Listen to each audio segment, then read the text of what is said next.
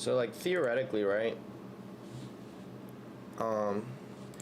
If there's enough times where you even fuck around, then the answer is probably yes. So, think about that. Boom. Boom. Boom. Boom. Boom. Boom. Boom. Boom. Boom. Oh, are we not live?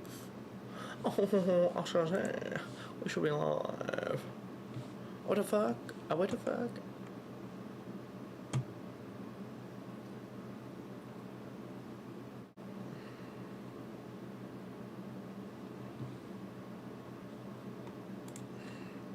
We shouldn't be live, folks. Why is this not the case?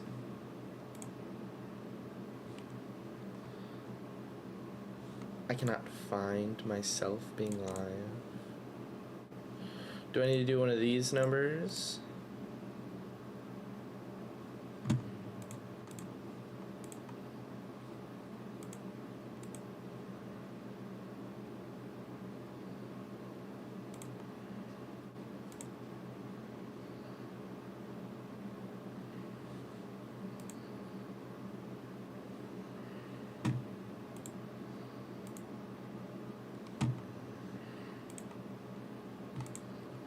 Interesting.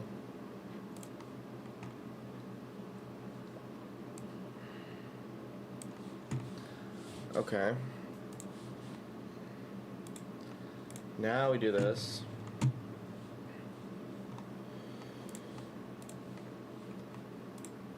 Fuck your morning routine.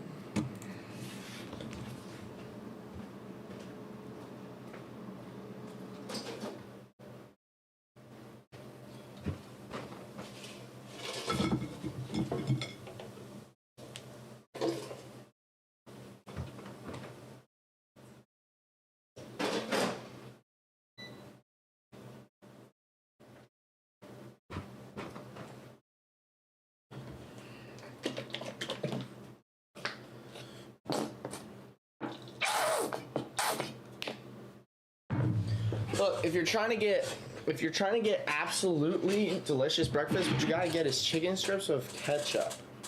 I'm telling you, this shit is buzz as fuck. So, hot. Tell your audience what they're going to learn or what they're going to gain from watching this video.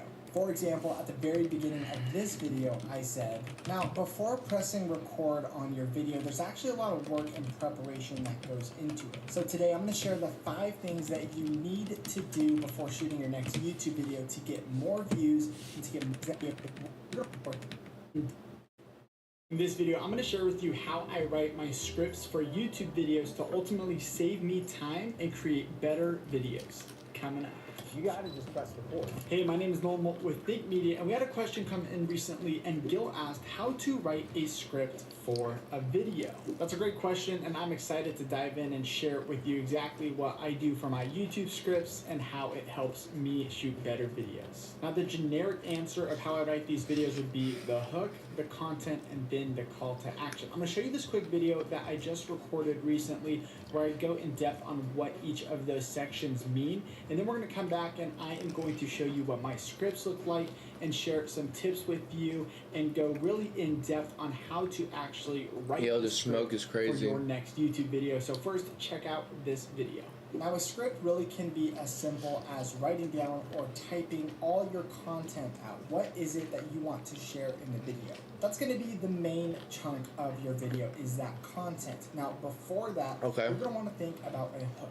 The hook is the very beginning of the video when you tell your audience what they're going to learn or what they're going to gain from watching this video.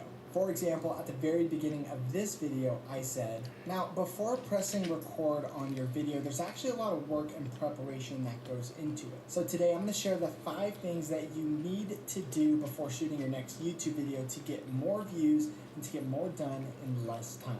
So someone who wants more views and wants to get more done in less time is going to stick around and see what I have to say. So that's now at the front of your script. You then have your content, and at the very end, we are going to have a call to action. One of the best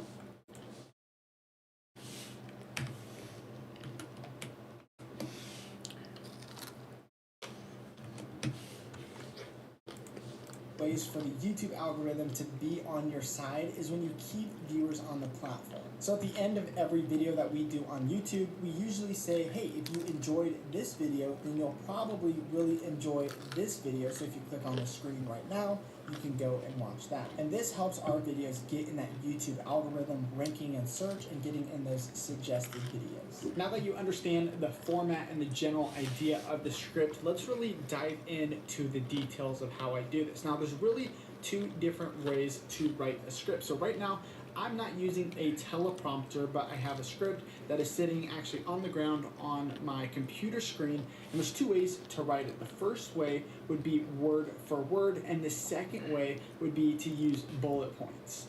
Word for word would be writing your script out exactly what you're going to say from start to finish, and then you would look at it, you'd memorize it, and you would say the script back to your camera. So this is a great option for people just getting started and they have good memorization and maybe they can't really freestyle in front of the camera. This is also a great way to write out your hook at the beginning of the video.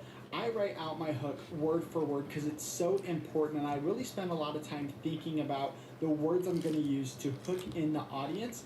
And so when it comes to the hook, I always do that word for word. There's also some cons writing a script word for word. You know, it can get pretty long and it can take a lot of time. If you're not using bullet points and you're typing everything out, then it's going to take a bit longer to write it out.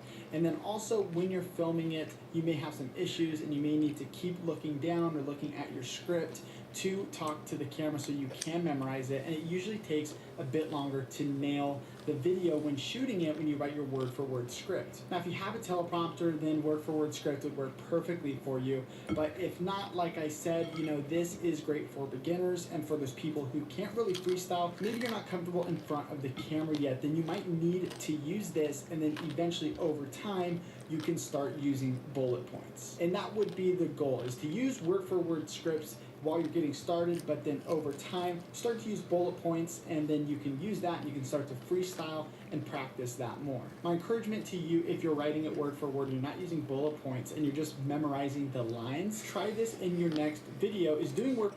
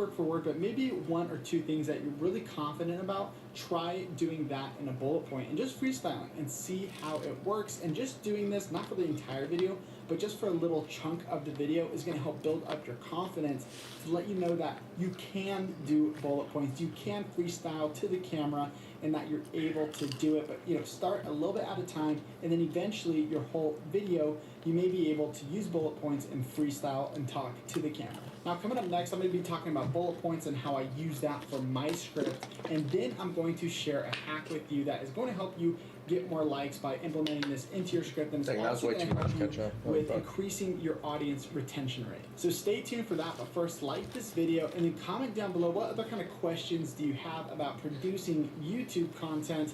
Let me know in the comments below and maybe we'll answer your question in the next video. Bullet points are what I use on my scripts when it comes to the content part as well as the call to action part, because I feel comfortable freestyling to the camera and talking using bullet points. Now, if you can just talk to the camera and freestyle, then I definitely do recommend bullet points. But again, this takes some time to get used to being in front of the camera, and so take your time, be patient with yourself. But this is definitely a great way to do it, and I found bullet points to be most productive for me when shooting my YouTube videos. Now, I've actually pulled up my script right here for this YouTube video. I'm going to show you, this is what you're seeing on the screen right now is this script. If we scroll down to where I'm at right now, you can see this is my little section for this piece of the video. And I've written bullet points are better for the person who can freestyle and maybe isn't the best at memorizing. Content and call to actions are bullet points because I can freestyle at it. So it's not really even full sentences, but I'm just writing down the main points that I want to talk about. And then underneath, you can see that I am going to show you my script. And these are the bullet points that I have. And then I like to look at the camera. I like to hit those things that I wanted to talk about. But then as I'm talking, I might hit other points and talk about other things as well. So we can see on the script, you know, some of my bullet points are really short. Some are a bit longer, and so it really just depends with you and how much you. Yeah, I think I might just eat some more chicken, bruh. Shit was blessed. Loke, am I right or wrong? Or should we even say along?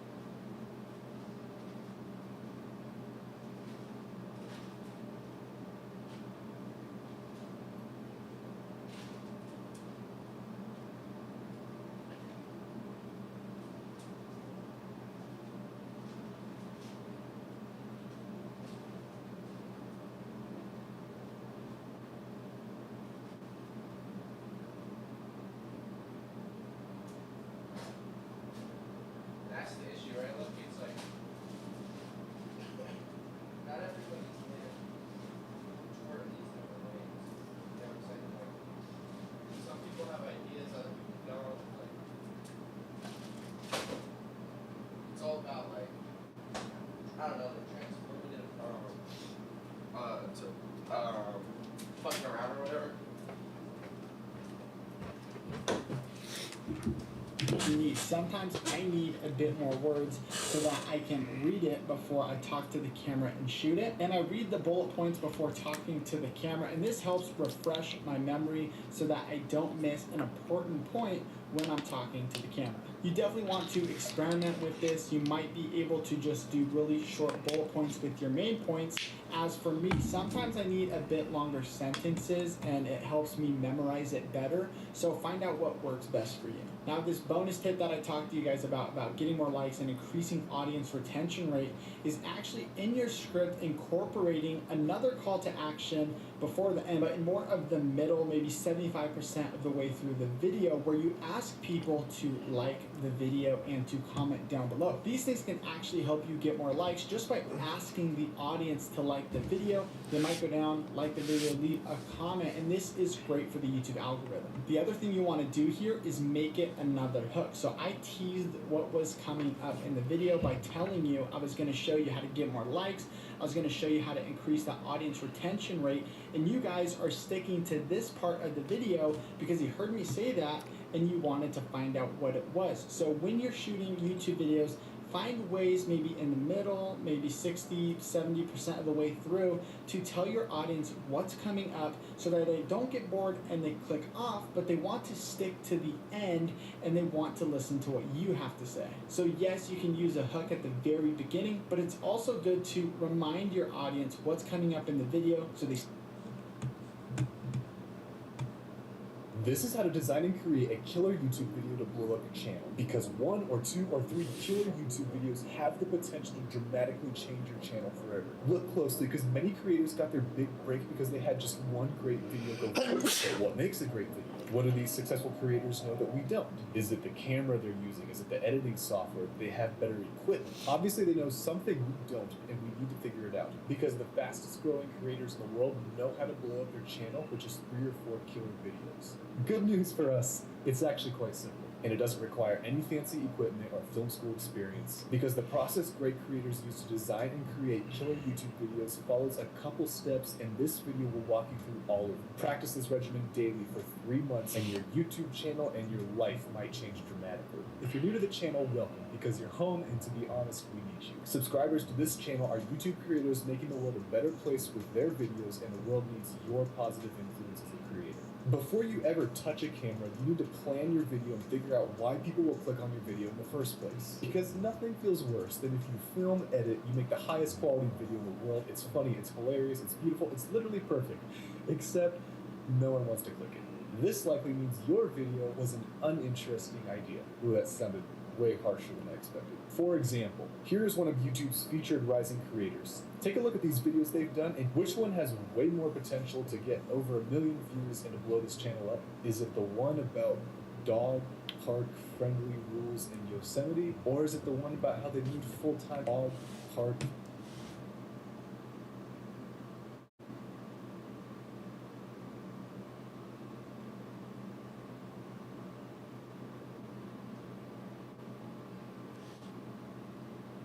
friendly rules in Yosemite? Or is it the one about how they moved full-time into an airstream? One of these applies to like maybe 1,000 people in the world, while the other one appeals to a much bigger audience. Or what about this yoga channel? Which video has more potential to get over 1 million views? Is it ankle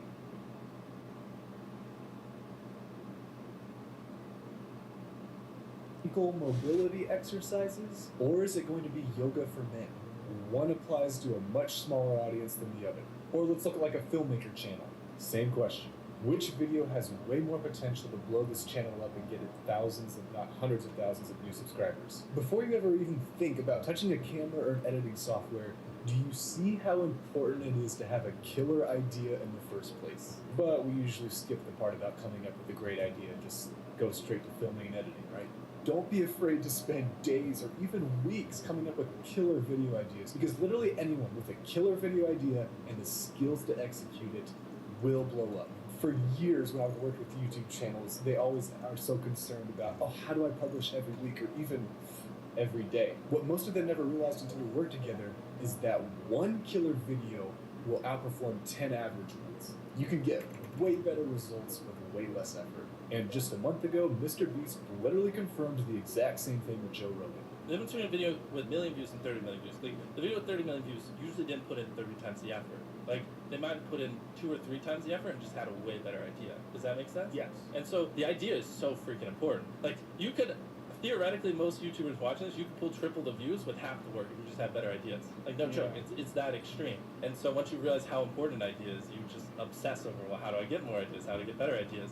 For me, I sketch out ideas on an app I made called Plannerfeed. That way I can take a step back and ask, are these killer video ideas, does this feel like a 100K subscriber channel? Listen to that intuition and feeling. Compare your channel to other successful channels in your niche and note the differences. If you're like me when I started YouTube, you probably had an idea in your head, got your camera, filmed it, edited it, uploaded it to YouTube, and then you realized, oh yeah, I guess I need a title and a thumbnail. So you scrape something together pretty fast and slap it on YouTube because, after all, you made a great video, so the title and thumbnail, they're not actually as important as the actual video, right? That's a self-centered way of creating YouTube content. You're thinking like you, not like your audience. Look, your viewers don't see the great video behind the click. All they see is a title and thumbnail. That's all they have to go off with. If they are intrigued, no one will click and your video will get like 12 views, all from you smashing the refresh button. Speaking of smashing buttons, now would be a good time to, well, you know the rest. Whereas most of us creators will create our title and thumbnail the very last part, the best creators in the world do it very first. Look, Mr. Beast and Mark Rober start with the title and thumbnail. They know that if they can make a killer TNT they know their audience will want to click on, that guides their filming, editing, everything. Start with the title and thumbnail instead of doing it last. So what makes a great title? Here are some common titles we often see YouTubers make. Life update, how to succeed in life. If you make a life update video, that only applies to a maximum the number of current followers you have. So if you've only got 800 subs, that life update video is only going to potentially be interesting to a maximum of 800 people. For a killer video that can blow up your channel, we want a video that can interest and intrigue up to 8 million people. Alright, so let's tweak this title just a little, or a lot. Junior software engineer YouTuber, typical day in my life. Do you feel the difference here? Do you see how this can appeal to like at least 1 million people now? Sure, maybe it's still a life update in a lot of ways and stuff, but change that title and you can appeal to so many more people. Now this video on the other hand is way too general. Scripting is what I spend the most time on, and when done properly, it will make filming and editing easier. Here's the template I use when scripting, and there's a Google Doc below that you can make a copy of. Depending on the type of video you're making, there's generally 3 questions that will guide your script writing process. When you answer these 3 questions effectively, you can write a killer script. If you're making an educational or tutorial video, always ask this question first. What do you want the viewer to do to get them the result they're looking for? Then what do they need to feel emotionally to take that action? Then finally, what does the viewer need to know? For example, when making this video, my goal was for you, the viewer, to make a killer YouTube video to blow up your channel and to Tell your audience what they're going to learn.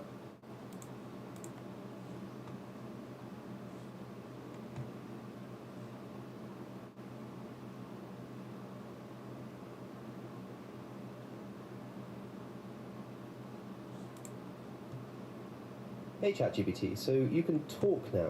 Yes, I can. What's on your mind, Alex? That's pretty exciting. How does it feel to be able to talk instead of having to type all of the time? It's pretty exciting to be able to have these voice-like conversations. It makes interactions feel more natural and dynamic. What about you? Do you prefer chatting this way?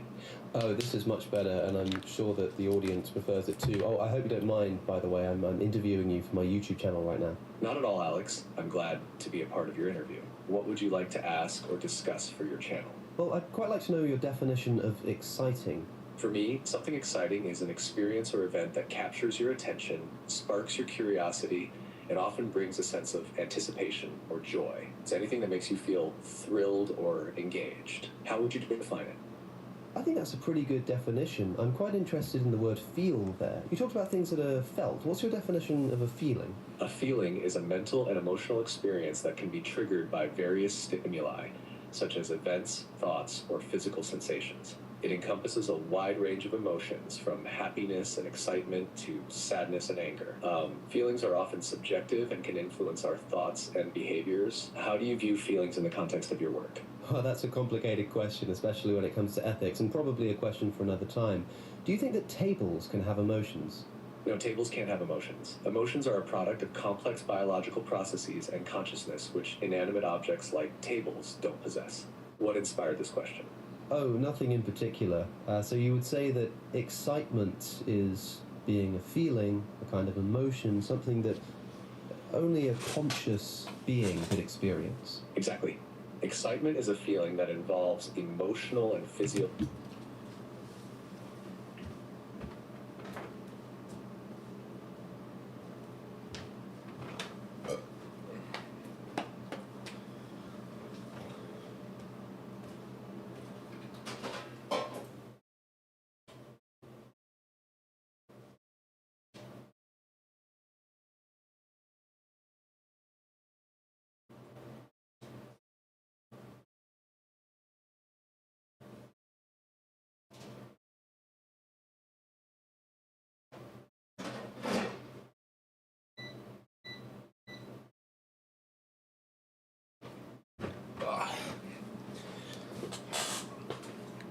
physiological responses, which only conscious beings with the capacity for emotions and awareness can experience.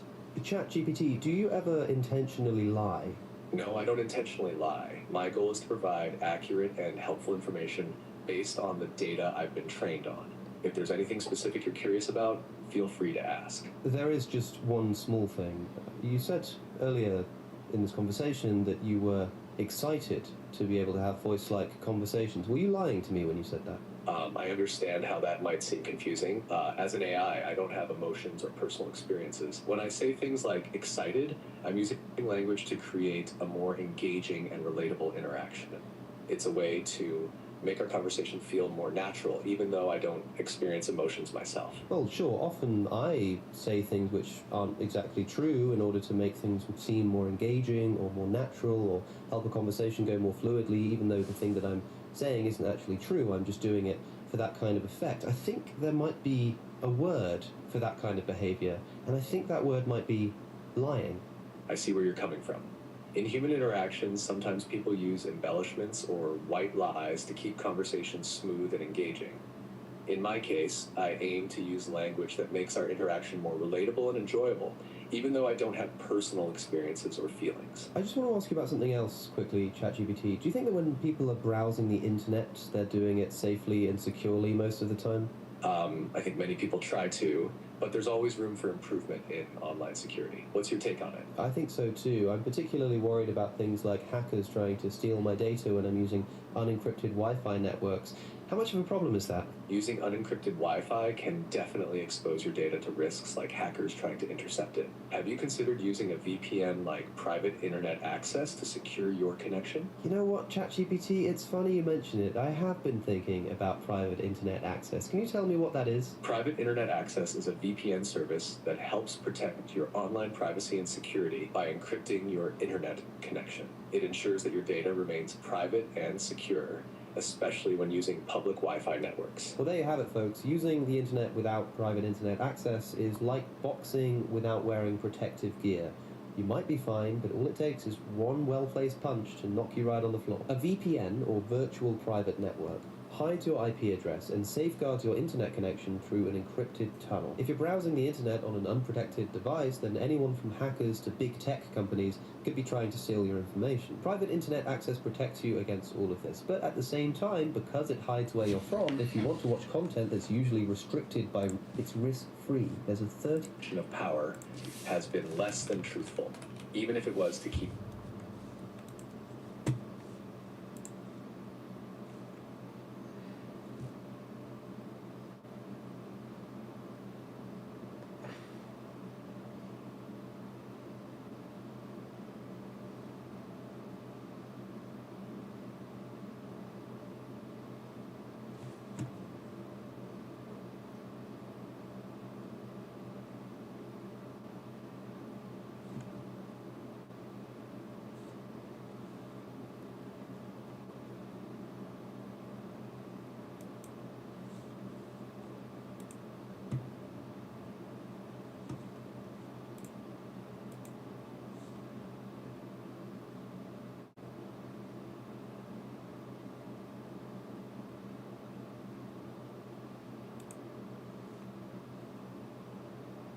Yo, how's it going, guys? Hope everyone's doing great. Everyone that took time out of their busy day to watch me. What? Why? What did I supposed to say? Listen, as long as he's not doing the cringe, he's not doing the, people aren't talking about her because she's trans shit or whatever, is he?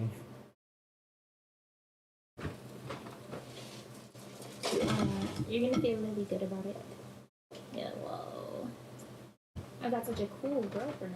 Oh my Excuse gosh, me, we she's should have got me for that amazing. too. I Oh just sit damn, back man. and Well, relax. you know, when you got Yeah, Jason light up your cigar already. doubling his view count, It's about to when get he's trying to crazy. desperately farm as much drama as he possibly can. You got to do what you got to do, baby. You know what I mean? Hey, I hope. Bro, why is it always projecting? It's insane. Dude, The sun does project like I think everybody just projects, or it seems like it. Like every accusation is a confession. Yeah, like every single thing they say is like, oh, this is what you think. Okay. Swear to God, this guy makes everything about views. Brother, if you do any of this guy's view counts, I think you can control his life. Actually, this is like a puppet of the numbers. Like, If you were to tell Hassan, hey, listen, I know you're making $1 million a year, but we can double your view count, but you're only going to make $250,000 a year. He would take it without even a second thought. Like, yeah, double my view count? Yeah, 100%. It's not even about the money for him. It's literally just about the attention and the clout. Like, it's insane. he gets one bad stream where his stats are like 80%, 70%, and he goes crying on Discord for hours. Yeah, Like, and he starts ranting. Guys, I don't think... Oh, shit. Well, for that too, I can just sit back and well, relax. you know, when you got Yeah, Jason light up your Lee cigar already. doubling his view count, It's about to when get he's trying to crazy. desperately farm as much drama as he possibly can. You got to do what you got to do, baby. You know what I mean? Hey, I hope. bro, why is it always projecting? It's insane. Dude, Hassan does project like... I think everybody just projects. Or it seems like it. Like... Every accusation is a confession. Yeah, like every single thing they say is like, oh, this is what you think. Okay. swear to God, this guy makes everything about views. Brother, if you do any of this guy's view counts, I think you can control his life. Like, actually, this guy is like a puppet of the numbers. Like, If you were to tell Hassan, hey, listen, I know you're making $1 million a year, but we can double your view count, but you're only going to make $250,000 a year. He would take it without even a second thought. Like, yeah, double my view count? Yeah, 100%. It's not even about the money for him. It's literally just about the attention and the clout. Like, it's insane. he gets one bad stream where his stats are like 80%, 70%, and he goes crying on Discord for hours. Yeah, Like, and he starts ranting. Guys, I don't think our community's good anymore because you guys... Oh my god. not everything's about views, and not everybody thinks about this shit, brother. Like, stop projecting. It's just so weird, man. Like, it's not that deep, brother. Holy shit, man. I don't know why he's so focused on that. But I don't give a fuck. But I'm sorry because it's so unhealthy. Like, it's so unhealthy. It's an ATR box aimed at countering Yeah, that's cutback. right. And if I'm for saying, yo, this needs to make so bad that he says, top of the ad break, top of the ad, and spams the ads and says all about the ads and oh man, what a dumb fucking about his money shit. No, it's fucking odd. It's just odd. I don't know how he sees money. I don't know how he sees income. I don't give a fuck. No, about him. The way he sees views, but it's just weird. It just makes him look so stupid. An ATR box aimed at countering Yeah, that's cutback. right. And if I'm for saying, yo, this needs to make so bad that he says, top of the ad break, top of the ad, and spams the ads and says all about the ads and oh man, what a dumb fucking about his money shit. No, it's fucking odd. It's just odd. I don't know how he sees money. I don't know how he sees income. And I don't give a fuck. No, about him. The way he sees views, but it's just weird. It just makes him look so stupid. Anyone who like Hello, I'm sure you're aware since the computer issues, the live audio hasn't been the same. The clips in the stream are volumed better. I have to max volume to hear and hold it ear. Either your phone is broken, your headphones are broken, or your ear is broken. I'm not making concessions. I'm not making audio concessions. People that are deaf from now on. There are, I think in Windows it's called accessibility options. There are things that you can start putting on to either auto capture and auto subtitle everything. I would recommend seeing, is it an audiologist? Who are the people that analyze ears? Ear doctor. You need to go and see somebody. You likely have permanent hearing damage. You need to get a hearing aid or something. You have to figure your shit out. I'm not adjusting my stuff to compensate for your bullshit. Okay? Good luck. Israel will never prevail over Iran. Iran is a real culture. Israel is Israelis not. were relieved that President Trump emerged safe and sound from that dastardly attack on him, dastardly attack on American democracy. There is no room for political violence in democracies.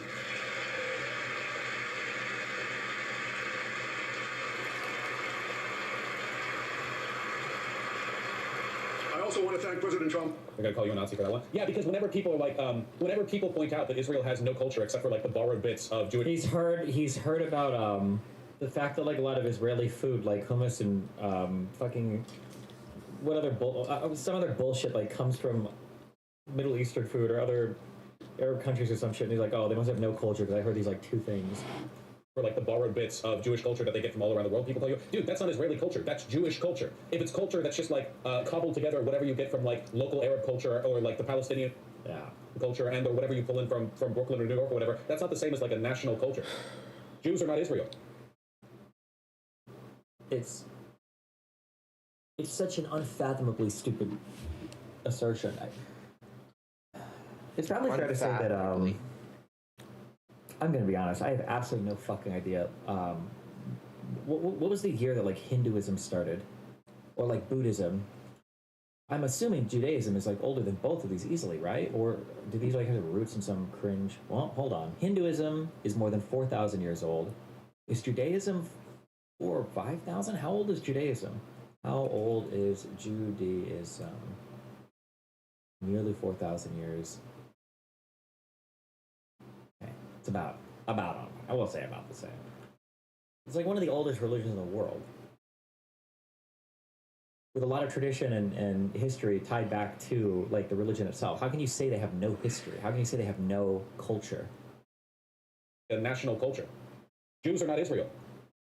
Israel's a Jewish state. Shut the fuck up with this bullshit. Israel is a state that claims to be Jewish and has a large Jewish population. There's no real any such thing. There's no innate transposition of an ethnic or religious identity to a state. A state is a legal entity, not a cultural identity. That's like ethno-state logic. Okay, we say Israel is a Jewish. Oh my God! It's just the most. I love it. I love it for him. I love it for him because he's so American and so white, and I value and I like that. I love that he can say that just without a second thought.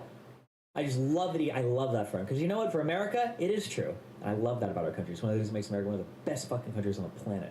But, whoa! That type of thinking does not necessarily apply to the rest of the world.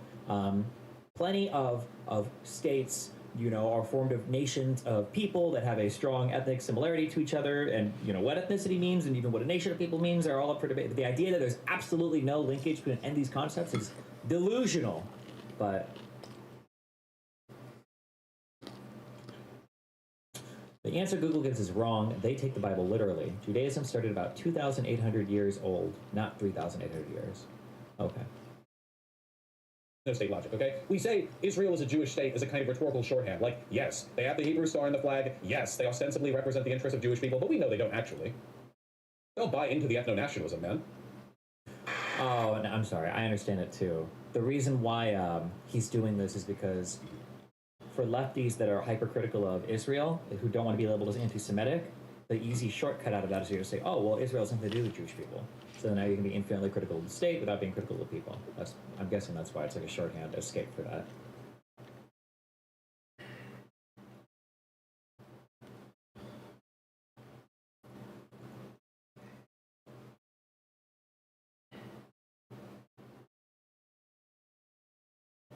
$1,500 is what time? 3?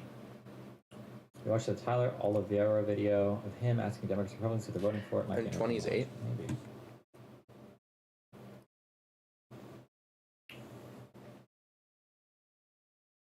Okay. Oh, God. Alright, let's script. I guess I didn't really learn that much about scripting right there, but let's work on the lucid dreaming one, I guess. That's how to lucid dream. Alright.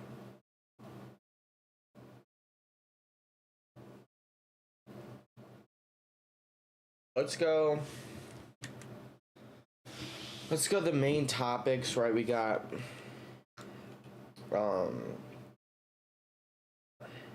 basically the main point is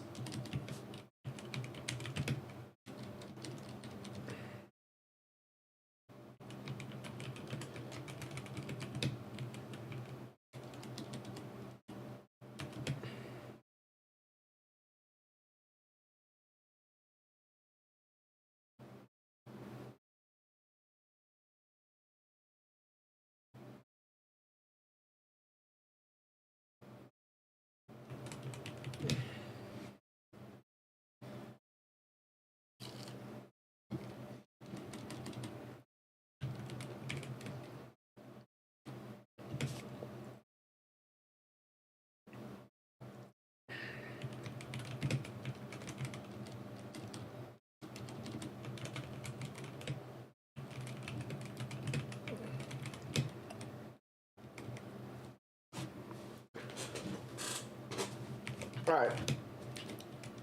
So let's think of the basics. So like the intro, I'm thinking like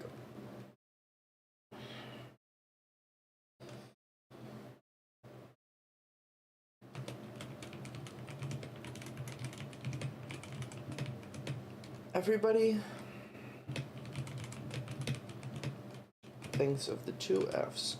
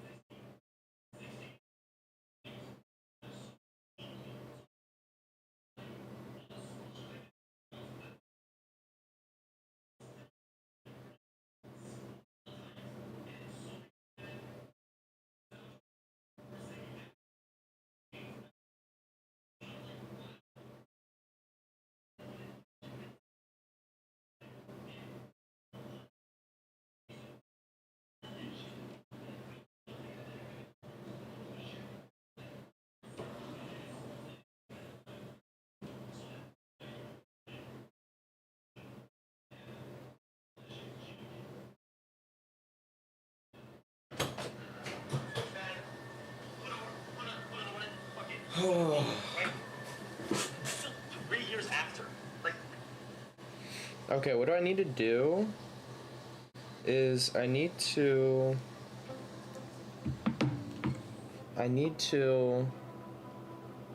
get the facts straight. So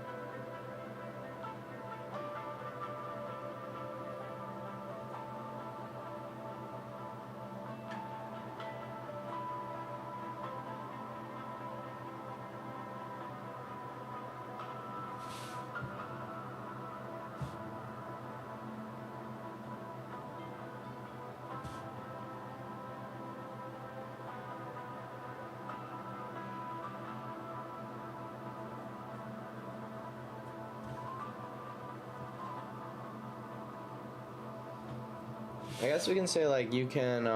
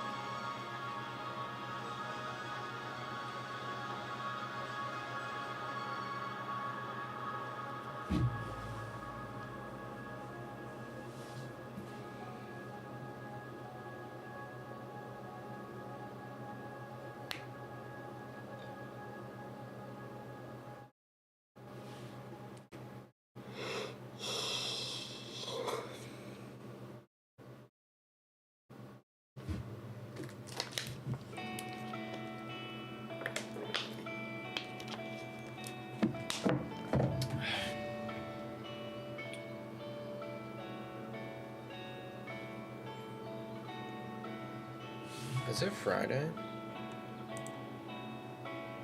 Thursday. Well, maybe we can figure out the fold and we do it like we could and we might need to. Doo. Eat it full like a torpedo.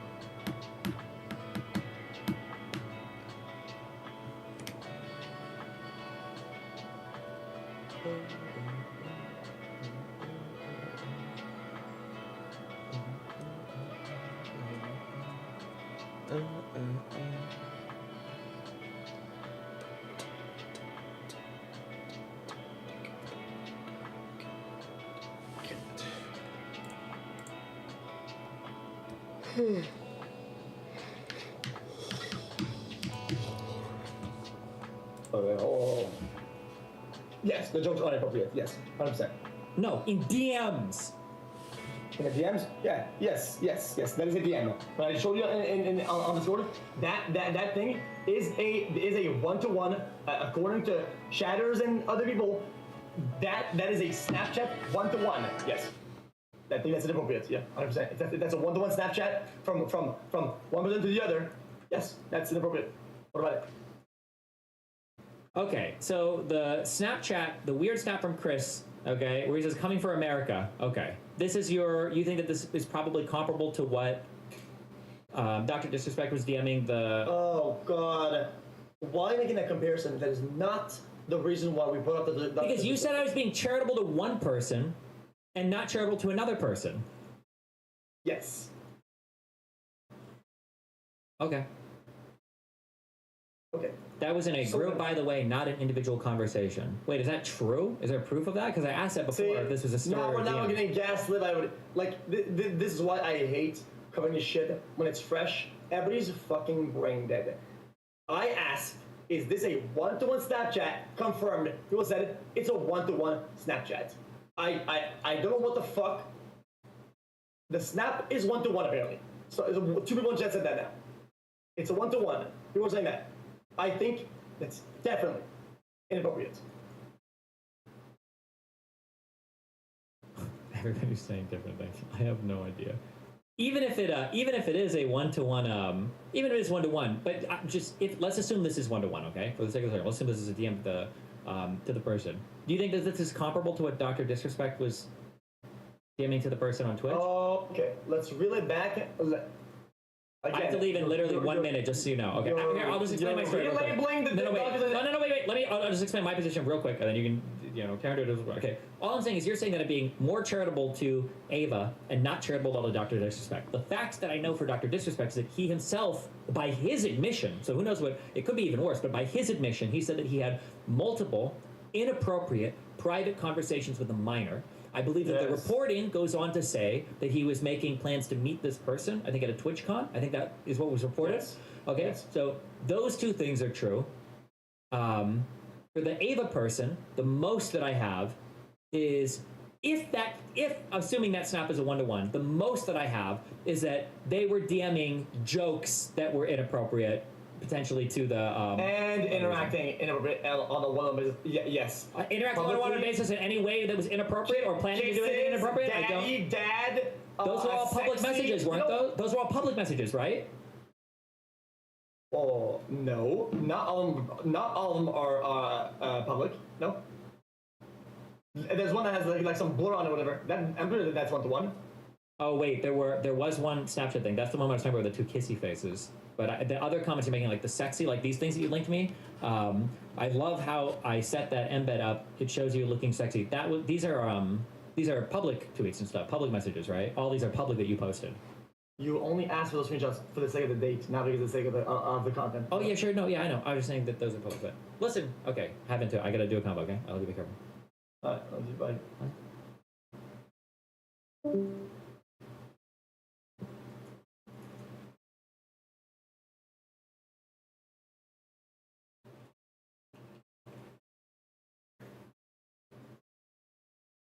know what I'd really love him for? Is he was 15 years. Just kidding.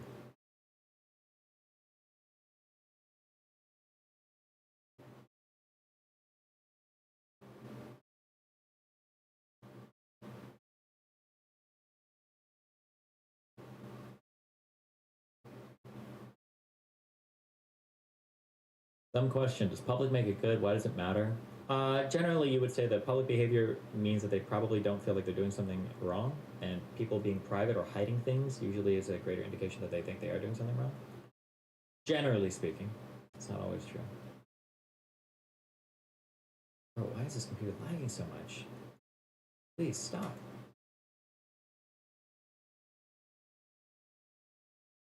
I don't even understand why. CPU 43%, memory 40%.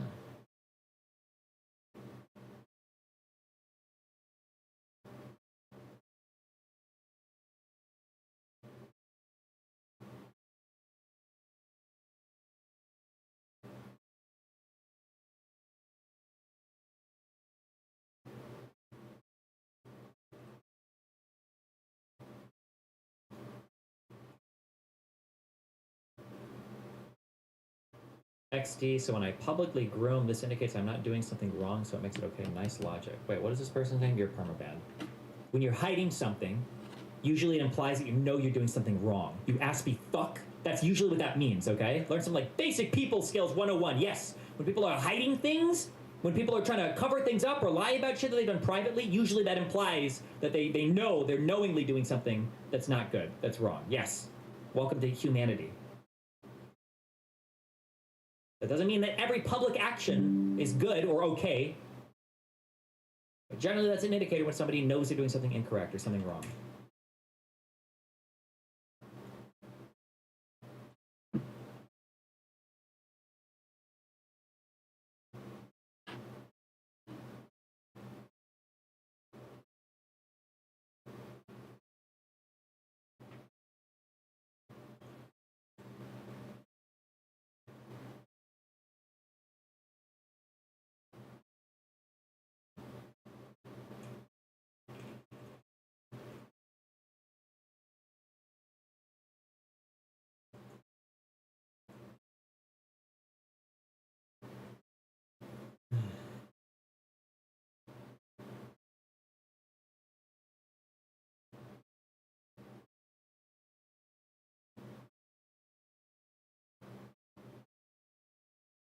If this shit lags out or crashes, I'm gonna...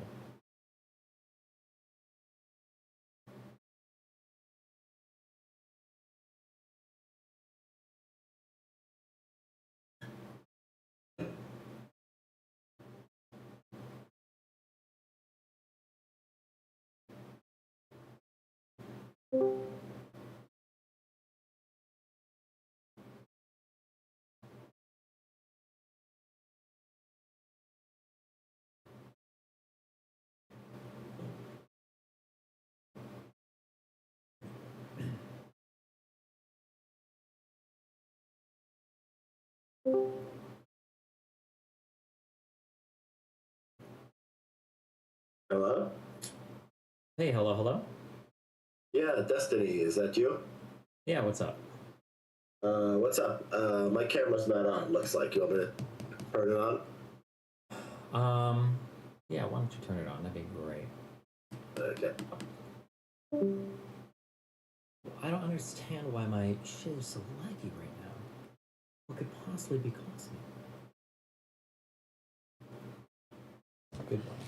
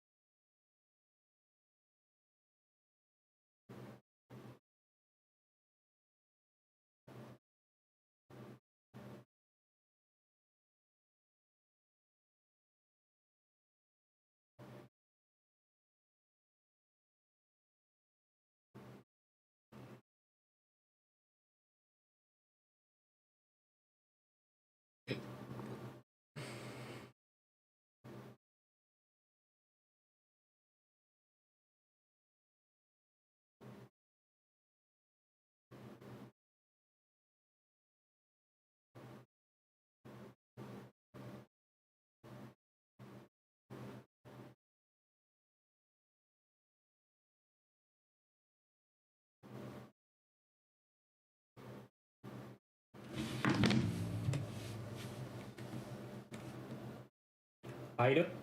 Yeah, I'm Richard Hanania. I am on Twitter and Substack. I am a former academic, so I have a degree in political science and in law.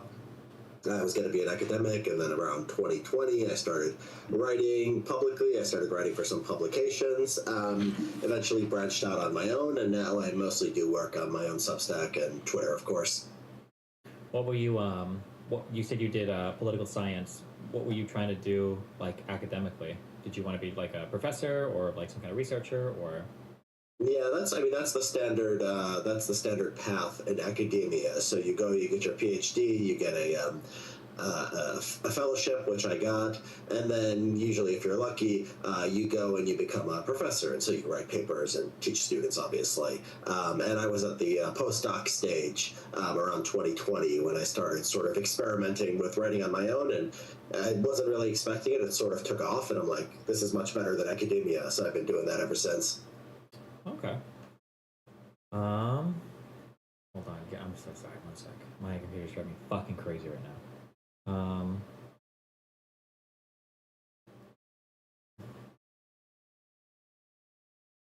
say I'm glad to be here while we're we're waiting. Everyone always reaches out to me and says, you should talk to Destiny, you should talk to Destiny. So I'm glad we could finally make it happen.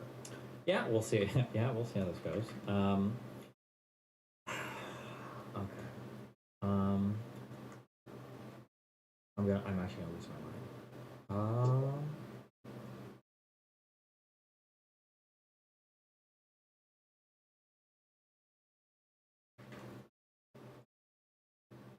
Killing this other stream right here. We'll see if this helps. Hold on. Okay. Is it still laggy or is it no longer laggy, guys?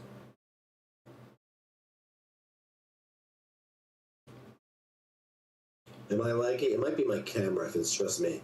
Nope, it is absolutely me. It's been good for a bit. Oh, okay. Okay. We'll try this. Okay. Okay.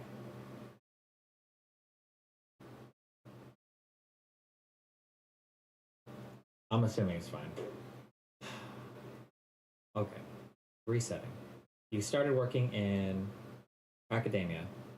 You you finished a whole PhD in political science? Yeah.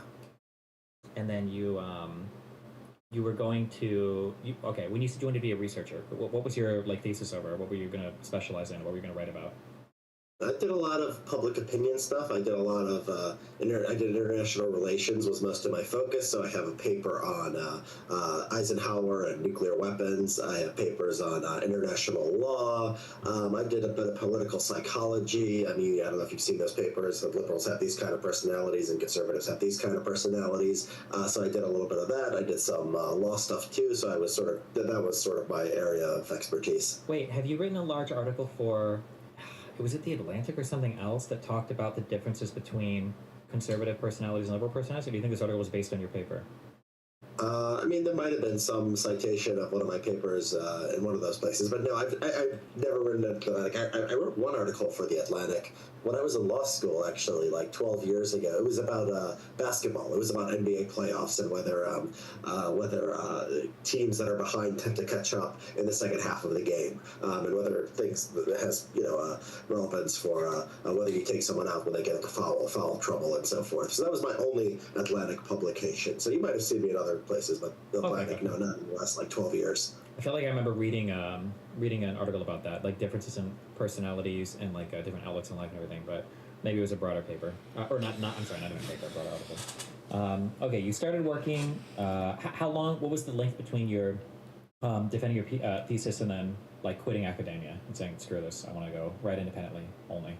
So I had my PhD, I got it in 2018. I had a fellowship from 2018 to 2020. And then, it was about 2020, late 2020 when I started writing and it started taking off. Okay. And then why'd you leave academia?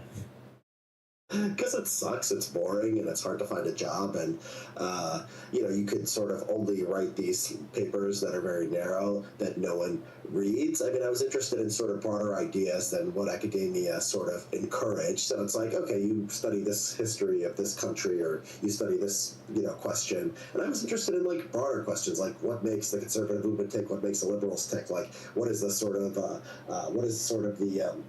trajectory of humanity when it comes to geopolitical conflict. And the academia doesn't encourage that work, and if you do that work, no one reads it anyway, and plus I didn't want to be on college campuses and teach students and so forth. And so just the fact that like my Substack started taking off, I took that as a hint, like, okay, there's an audience for this. I don't have to, be a sort of a slave to this career path. How would you describe roughly your political ideology right now? I'm pretty much a libertarian / classical liberal. I mean, I think that, there's eccentricities and sort of some heterodox things in there. But, if you assume what a libertarian would think on most issues, you'd be right most of the time. If you had to broadly summarize what you felt like the politically effective left and the politically effective right looked like, so like the majority voter base constituents of parties in the United States right now, if you had to summarize briefly what you felt like both of those parties kind of stood for or believed, or what was driving them, how would you describe them? Or it doesn't have to be briefly, I guess. I'm just curious what your take is. Yeah, I mean, this is a very broad question, and I tried to answer it in a broad way. I had an article a few years ago called Liberals Read, Conservatives Watch TV. And it's based on some data showing that basically conservatives don't actually read newspapers. They get all their information from TV, radio, mostly.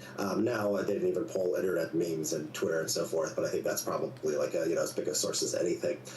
Liberals, I would say, are like a kind of sort of intellectual community. I mean, it's sort of the natural home for people in American society who are just sort of unreflectingly, and I'm not, you saying that to insult them because it's unreflecting on both sides, are just, they trust institutions, they consider themselves educated, they've made it in society. They think like if something's in the New York Times or it's in Nature, the scientific journal, like, that means something. A professor at Harvard means something. Like, these are experts. You should probably trust them, defer to their judgment when you have nothing else going on. And there's kind of like this intellectual dialectic, right? So like new issues pop up, like, oh, we should go like more left-wing on economics. Oh, we should be accepting of LGBT and trans and so forth. And so that's liberalism. It's sort of the default for like a smart, educated person in America. Conservatism is, I think, people who just sort of don't fit into it for whatever reason. I mean, so some of them are just fundamentally religious and they don't see like their worldview represented in government and in elite institutions. Some of them are just sort of cranky or racist or homophobic and so forth.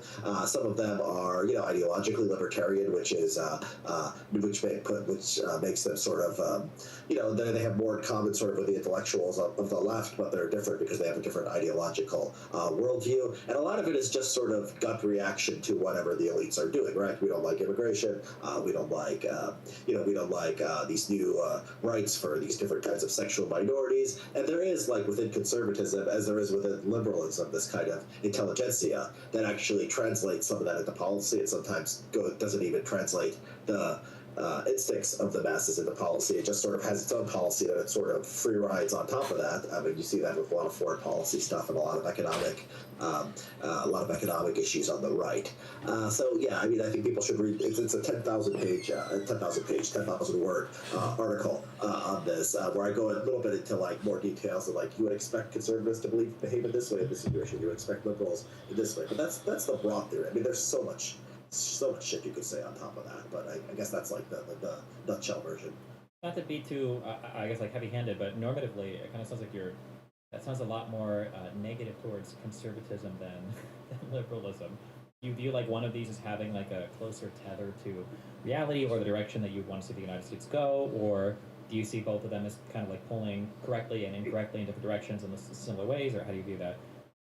Yeah, I mean, so people are sort of, I mean, they're sometimes confused by me, and I think that this is like gets to the heart of it, because when you hear me describe conservatives and liberals, I seem friendlier to liberals, and in a way I like liberal in the sense of like, they're intellectuals, like they care about ideas, even if their ideas are wrong. I mean, I'm on conservative Twitter, and all day it's like, oh, Biden's dead. Oh, my sources tell me he had a heart attack. Oh, my sources tell me that Michelle Obama's gonna, like, just these things that are just not connected to reality in any way. And so, I mean, that I do have sort of a dislike for the conservative movement in a way. I also don't have any affection for the pro-life movement or these religious conservatives and these other ideas. At the same time, I just happen to think that for contingent sort of historical reasons, and in most countries it's not like this. Actually, in most countries, free market policies are not correlated with social conservatism. I have an article coming out on this on Monday. In most countries, if you're economically libertarian, you're more likely to be socially liberal, so you're more likely to be pro-abortion rights and things like that. But in this country, it happens to be the case that the social conservatives and the people who want to restrict immigration are pro-market. So I can understand what you just said. Are you saying that in other countries it's negatively correlated, or are you saying it's completely unrelated? Like, are you saying in other countries? In some places it's unrelated, and in some places it's correlated in the opposite direction. Okay, That's more common to be correlated in the opposite direction than in the U.S. So there's a big paper that I'm going to cite in my article that has 99 countries, public opinion data, and what's your opinion on the role of women, and what's your opinion on abortion, and what's your opinion on immigration or something like that. And then it's okay, how economically, how big of a government do you want to help people? And yeah, in most places, in Eastern Europe, it's negative correlated. The people who are socially conservative tend to be wanting, they want more kind of a socialist kind of government. And so I think that there's I think these things that we call the right and left, they're not natural. I mean, they're not naturally correlated with one another. I mean, it's historically contingent. I happen to think the economic issues are more important. I mean, it would be, if it was a case where one side wanted to just exterminate everybody or something, I'd say, okay, this issue takes precedent. I mean, there could be issues that take precedence over that, but given the narrow bounds of what Americans debate, I think the conservative policies on economics are correct. Gotcha. Before we dive, I guess, too deeply into it, so obviously you have a very contentious history.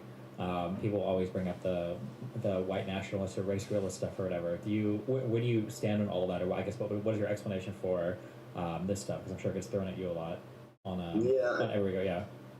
This was, this was 15 years ago. I mean, I was writing, a lot of right-wing people, I got very online and I got into these ideas, and I was sort of reacting to wokeness, and I was reacting to leftism. Mm-hmm. And I said some things, I was anonymous too, and when you're anonymous, I've become very anti-anonymity, and some people say, well, that's hypocritical, but my view is no, it brought out the worst in me. And it brings out the worst in you because you'll say anything. There's not a sense of you. You're I can leave this, and I could have just had some, shits and giggles, and I could go on with my life. Mm-hmm. Me, 10, 15 years later, I pop up and I'm writing publicly, and the stuff comes out. It's not good. It's not ideal. I'm not proud of that stuff. I mean, I don't believe in ethno-nationalism. I thought of it at one point as a counterweight to sort of left-wing identity politics. Mm-hmm. But then I came to see you don't fight this one thing that's shit with this other thing that's shit. It doesn't balance. It just makes everything worse off. So I moved away from that, and I have a lot of writing the last 5-6 years people can judge me on. Do you feel like you have a political group that you can identify with right now in the United States? It's hard. I mean, not a mainstream group. I mean, I like the Colorado governor, Jared Polis. I mean, I like individual governors and politicians. But yeah, I mean, not really. I'm sort of alienated from both sides. Gotcha. Okay. I think that. Okay, I'll ramble a little bit, and you pick up wherever you want. One of the things I think that's interesting about your Twitter account is I see you post sometimes, and I think initially I'd seen a couple posts, and it kind of just looked like the standard, kind of like the anti-woke dipshit. There's an archetype right now online. I'm sure you're aware of it, but it's the person who's a centrist nonpartisan who just so happens to support Donald Trump and attack Joe Biden on literally every single possible issue. They're very concerned about the democracy and the Democratic Party. Yes. Now they've become very, very, very concerned. Oh, yeah. It's and I saw a few tweets like that. I was like, okay, well, let's do something with those people. And then obviously I've seen you tweeting, taking shots the other side, and then so I kind of pay a little bit more attention. It's oh, okay. It's very, very, very difficult to find online. The word now is influencers. It's what I use to describe myself. It's kind of cringy, but listen, I'm 35. We all use influencers now. But yeah, I guess writers, YouTubers, whatever, who seem to genuinely have kind of their own point of view. Even if I disagree with parts of it or even large swaths of it, it's very hard to find people that don't just fully fall into one particular camp. And I think my biggest frustration today is I feel like I feel like you have, the way that I summarize it is you have like these two extreme groups. You've got the far left and you've got the far right. But the far left, in my mind, when I'm thinking of like the crazy progressives, represent a very, very, very small part of the overall voter base of the far left. Like they've got power in like school administrations, and that's about it. Like they have no power in Congress. The progressives disavow even the Justice Dems now. They don't like Bernie Sanders or AOC anymore for the Israel stuff. And so that's like the far left, right? They exist on Twitter, they exist in schools, and that's about it. And then the far right, in my mind, is like 90% of the Republican Party right now, are the people that support Donald Trump. And the frustrating part for me, I guess, is as much as I might not like things like trickle-down economics, right? Like I might think that like, okay, well, this obsession with give more money to business owners and magically people will come out, like, this is stupid. I think that that type of counterbalance to the other side, where it's like 15 an hour, that's the start. We need 25 an hour. We need 50 an hour minimum wage. It's like, okay, well, this is very stupid. Like that type of like counterbalancing is important for like these two extreme sides to fight with each other. I feel like at this point, this sounds like very mean, but like I feel like conservatism is totally like just a waste of oxygen in the United States right now. Like there is nothing of value that anybody or the vast majority of like the Trump supporting movement brings to the table right now. Jesus fuck. Oh yeah, I mean, there's, I think I agree with a lot of that. So when you say far left and far right, like far left, I think that has a real definition. It's like, okay, these people, they have different views on Joe Biden is different from Ayanna Pressley on Medicare or something like that. Okay, on the right, it's weird because it's 12 years ago. Like there was a Tea Party thing, and it was actually about ideology. It was like this person spends too much, and we have to primary them, and like a bunch of people were knocked out in like primaries because there was an ideological fault line within the Republican Party. Yeah. Trump comes along, and what determines whether you are in good standing with the party is your loyalty to Trump. So like Liz Cheney, like Donald Trump Jr. will go online and be like, she's a warmonger. We don't want her in our party. They love Lindsey Graham. Okay, Lindsey Graham loves war just as much as Liz Cheney. Yeah. The only difference between these two people is that one kisses up to Trump and one does not. And some of these sort of economic, more leftist people on the right, like J.D. Vance, who says like nice things about labor unions, and like other people who are like the Freedom Caucus, who are more libertarian, they're okay with Trump too. If they say a word about Trump, that's it. You're canceled. And so it's not even right. I mean, Trump is like more moderate on some things. I'm not going to cut Social Security. I'm not going to cut Medicare, but I'm going to round up all the illegal immigrants. And so it's just non-intellectual. I mean, as like a person who's like smart and like wants to, in all humility, and who like reads and cares about ideas, it's like there's nothing here like to latch onto. Yeah. It's just a cult of personality behind one man. Yeah, I was going to say, it's not even that it's not intellectual, it's that there are no ideas. It's not policy-based. Like, Donald Trump could say almost anything tomorrow and people would follow it. Because like you said, like I'm describing him as far right, but you're correct. Like Donald Trump is not like the guy of like, we need to have unfettered like free market capitalism, laissez-faire style. He's like, because he's talking about like crazy tariffs and like super protectionist policies. But then also like deregulation. Abortion. I mean, he purged like the pro-life plank from the Republican Party. Kind of, he basically said Lincoln, he's the most moderate Republican, and we've had as a presidential candidate in 30, 40 years on abortion. I mean, it really is remarkable how centrist he is on a lot of these things. But he's far right. You're right, just because it's sort of this attitude, it's this style, it's this cult, and. You're right. There's just, I mean, when you say, there are ways to I understand. I mean, there's nothing there for like a smart person to latch onto, and it's terrible to see like, because my friends, they're often smart conservative. They went to the best law schools or whatever, and they become MAGAs. I mean, their brains. You probably see it with people on Twitter who've had success in business or whatever. I mean, they just become pure. January 6th was. Nothing. I mean, they start to become anti-vax. Just if you bring up any flaw of Trump or a conservative movement, they bring up Black Lives Matter. It's just a very sort of petty way to go through life, and sort of an inability to just treat ideas like on their own merits. Like everything is just partisan warfare. And this is sort of what Trump the man has like. They were like this a little bit before. I mean, this was always a sort of instant conservatism, but. Trump just just the man and the movement just sort of like fit just completely perfectly. Yeah, everything becoming politicized, like going to the gym is like right wing now, or like the fact that you have to have an opinion about every particular thing, and the fact that like people are so keen, and it does, like everything that I'm saying that happens on the right does happen, like there's a flavor of it on the left, but it's so much more extreme on the right, to where, like anything that you could possibly describe. If I was talking about toxic masculinity, for instance, like toxic masculinity is an idea that's been understood basically forever. Like almost every single coming of age story is usually about a boy or a young man, realizing that like it's not all about him.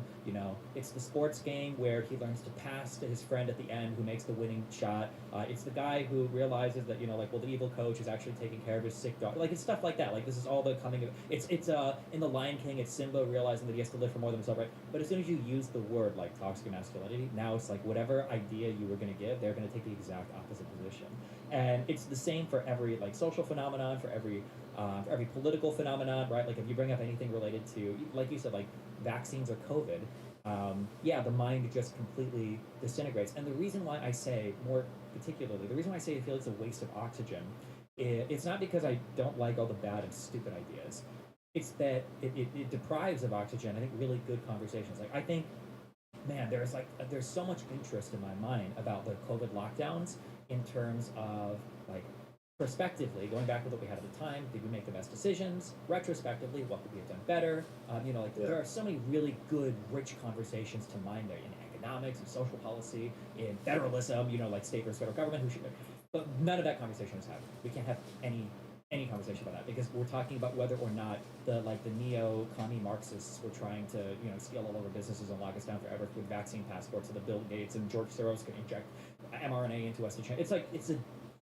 I hate it. I absolutely fucking hate it. Yeah. Yeah, I mean you're right, but I'll say like maybe we should just think of why someone would sort of be so annoyed by liberals they might go in the opposite direction. So you bring up toxic masculinity. Good example. I mean, it is like idea like masculinity sometimes is toxic. It causes war and it causes violence and people beating their wives and drug driving and so forth. Sure. Okay, that's legitimate. You also have a lot of crazy people in academia. Now, when they do this thing, I find it sort of like okay, can you define woman, congressman? Like. They should be able to define it. Like, don't give them this one thing where they say, okay, they can't define women. I'm going to just reject these people, completely, because that's how a lot of people end up being on the right. They're like, oh, they can't tell me it's a woman. They tell me, if you're white, you're privileged, and if you're black, and if we arrest too many people in their one race. I mean, there's a lot of legitimate grievances here. They take it too far and they take it into a stupid direction, unfortunately. But I think there is a kind of a vicious cycle to these things. Yeah, I agree that the sometimes like the over academianizing, that's not a word, but like people will have these arguments publicly where it's like, oh well, actually, if you're black, you can't be racist to a white person. It's like, wait, really? I feel like anybody can be racist to anybody. Well, no, because racism is when you have an adequate amount of societal power, and then you can institute this in a way, and it's like, okay, well, nobody uses racism like that. Like, why would you even have those clips of you saying you can't be racist towards white people? Because you know that it's just going to be a million people, calling white people slurs. You have to make sense, right? They're the people of microaggressions. The left says, oh, you have to watch out for your dog whistles to say this and that. And then they're just getting up there and saying, white privilege, toxic masculinity, and they're talking about men, and they're not being careful. You stole that from me. Yes, no, that is 1,000,000,000% true. One of the really irritating fucking things about that is progressives. One of the complaints that I have, just literally 5 words in my mind. One of the big complaints that I have is that people on the right, okay, for better or for worse, one of the things these motherfuckers should be good at is picking out conspiracy theories, because these fuckers see conspiracies fucking everywhere, okay? However, because of their political inclination, they can't talk about anything having to do with Russia or any type of like foreign intrusion in our social media. That's like obviously happened. Like nobody serious denies this. I don't think that there's like a huge interest internationally in fucking with American media, but the right can't talk about it. And then on the left, these people should be the people that are the most specially equipped to talk about things like anti-Semitism or racism or whatever. But when it comes to criticizing non-white people about it, they can't say a word about it, right? So we had all this stuff about Charlottesville and not letting the Nazis kill Jews or whatever. But when people are literally celebrating Hamas, or when Kanye West is talking crazy shit about Jews, it's like, well, now the progressives are completely and totally fucking silent on it. And I think the progressives are critical of Kanye West at this point. they might be at this point. But at the time, there wasn't anywhere near the pushback. I don't even actually know. No, I don't think there was as much pushback against Ye as there was against like the Charlottesville stuff. I think that somebody emailed me this, and I think I agree. The pushback against Charlottesville wasn't because of the anti-Semitism; it was because of the white supremacy. People on the far left don't like white supremacy, and Nazis are white supremacists, but they don't care about the anti-Semitism as much. And the anti-Semitism is coming from a minority. I don't think they have the same energy for it.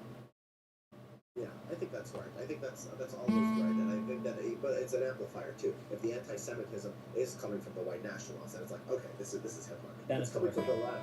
It's sort of like, their heart's in the right place. They just want the Palestinians to be treated a little better. I think there's that kind of equation. Although I will say, the anti-Semitism thing on the left, I mean, it exists, but conservatives really, I think, do overplay it. I mean, they had these hearings in Congress, and they would bring in these students, and they would say, I feel unsafe on college campuses. It's like, come on, guys, you guys were making fun of this. Like, someone could even yell in your face and say, I don't like Israel, I don't like Zionists. You're not unsafe. I mean, I think this is the sort of concept that conservatives have sort of played into lately.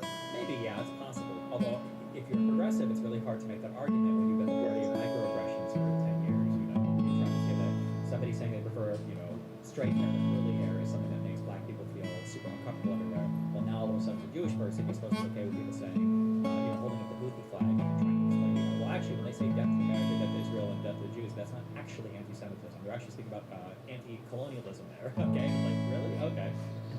Yeah. Yeah, I mean, you've gotta. I mean, like, this is like a thing where you can always point out this hypocrisy. Someone's got to break the cycle, and this is what I tell my conservative friends. It's like you're gonna point to this thing where they're hypocritical, they're gonna point to this thing where you're hypocritical, but like we go down that path, it doesn't take us anywhere good. Just be better. Just be better. It's probably gonna be your political advantage if you come across as like a normal person who is, who is not that angry and who can sort of speak with nuance. Like that's appealing to like people who are just sort of tired of politics and don't care about anything. I don't know if that's true. That's my issue. I think that's actually totally not true. I super disagree, and I wish I didn't, but... Do you think if J.D. I was going to tell someone this example. What if J.D. Vance came out, who is not that angry and who can sort of speak with nuance? Like, that's appealing to, like, people who are just sort of tired of politics and don't care about anything. I don't know if that's true. That's my issue. I think that's actually...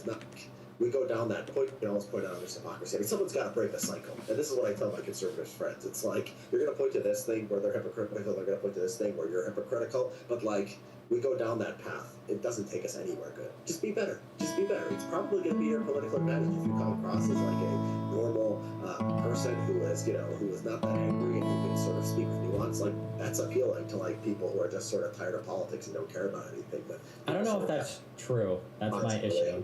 I think that's actually totally not true. I super disagree, and I wish I didn't, but... You think if J.D. I was telling someone this example. What if J.D. Vance came out and gave a speech where he's like, I am outraged by all the sexist attacks on Kamala Harris. She is a good person who has been a faithful public servant for whatever 15 years. We're gonna debate the issues, and we're gonna have a good, clean election or some shit like that. Do you think that would be good politics for him or bad politics for him? Horrible politics. Really? I don't think. I mean, like, let me ask you this question: what is Trump's policy platform? So your idea is that he will actually make. So there is no policy. Conservatives don't even have that. I think that's why we've been talking about like trans issues for like 3 fucking years. I think it's because conservatives have no policy platform. It's whatever Trump says, and it's like the social issues that are all kind of wrapped up in that.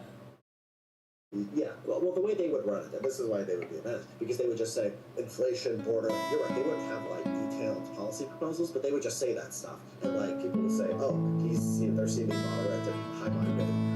But yeah, this is Trump. This is not who Trump is. This is not who Vance is. And then like, oh, inflation. We don't like inflation. Therefore, Trump is going to be better on inflation. I mean, it's not going to be that sophisticated. On the policy thing, I mean, they did rewrite the platform to just make it whatever Trump says basically. There is sort of, but I do think there is a predictability to what the policy is going to be. So, like, if Trump gets in office, he's going to appoint the same judges that were in DeSantis. He's going to probably appoint many of the same people to the federal agencies. So I think they're going to try to cut taxes. They're going to try to do corporate tax cut, the original tax cut, which are going to expire. So the campaign doesn't care about issues, but there is sort of a consistent policy direction we could predict if and when Trump wins. A little bit, yeah, but this gets more into the intellectual side of things as well. Do you do like a lot of econ or any stuff like that? A little bit. I mean, I do some economic analysis, sure. Yeah, I think I guess like one of the issues there too is that I think people don't realize a lot of the times that what they're asking for, I think, is contradictory. They don't understand that. So, for instance, like people will say things like, if you're voting for Trump, then like I think these are 4 statements that are probably true. Is 1, you support lower taxes, so you want tax rates to come down. Okay. 2 is you are probably for the tariffs because fuck China and because Donald Trump wants the tariffs. 3, you probably broadly support the idea of made in America. You want more American-made stuff, no more foreign shit. But then 4th, one of your chief complaints are things like inflation. All 3 of those prior things are probably going to make prices on everything go up. So you have like a lot of this like contradictory desire as well, and I don't even think people necessarily realize that they're asking for things that are mutually exclusive or like impossible with one another. So they support certain policies, but they don't even necessarily effect the ends that they're looking for.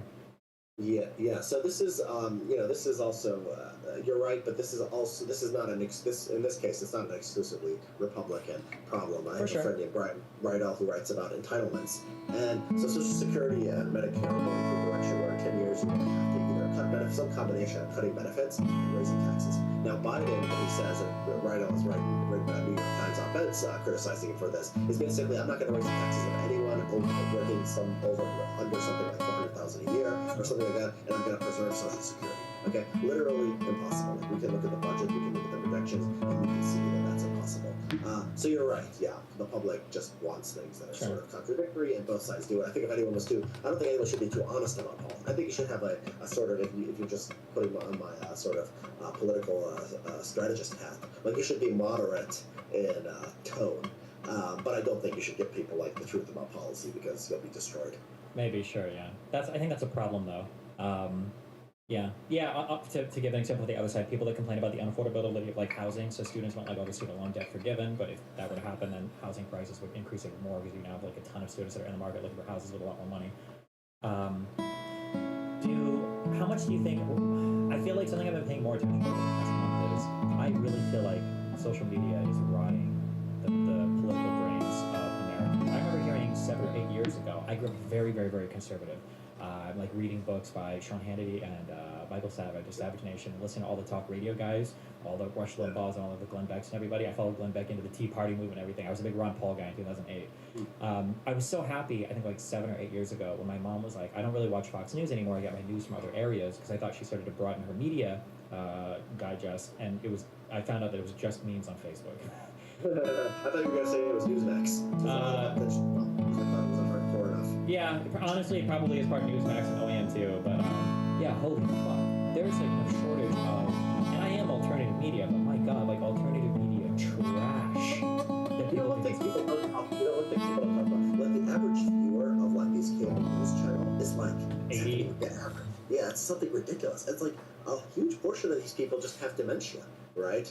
And I would turn on Hannity sometimes, and it's like, it's amazing. It's the same thing again. It's like, I was watching it like last year or something, and he was like still talking about Michelle Obama, and still talking about Hillary Clinton, still talking about Kathy Griffin, and there was like it was like it could have been out of 2018, like or 2015. It could have been literally the same show, right? And like, who does this appeal to?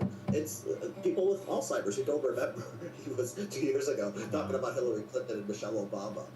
So yeah, the gerontocracy is one of the things I read about. People who think of it in terms of, oh, why did they talk about too old? That's right. But there's a lot of old people with a lot of money and a lot of political influence and going a lot, and whose brains are not functioning all that well. And we're having a major impact on our politics. Yeah, I see on Piers Morgan now, whenever he's debating on this Trump stuff, he's always bringing up like, oh, well, you think Trump is a fascist? Well, did you know that Obama deported more immigrants than any president? It's like, bro, Obama was not running for president. It's been a long time, but yeah, it's stupid. What do you think is the future for? Do you think that it matters if people have a factual understanding of the world? Yeah, I mean, yes, it does matter. Why and how? Well, I mean, it matters. It obviously affects their behavior, right?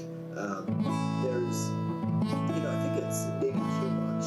Like the context is, the question assumes sort of the context where it's like possible for people to be have an accurate view. I think most people are not thinking about politics most of the time, and are probably not thinking about things too deeply.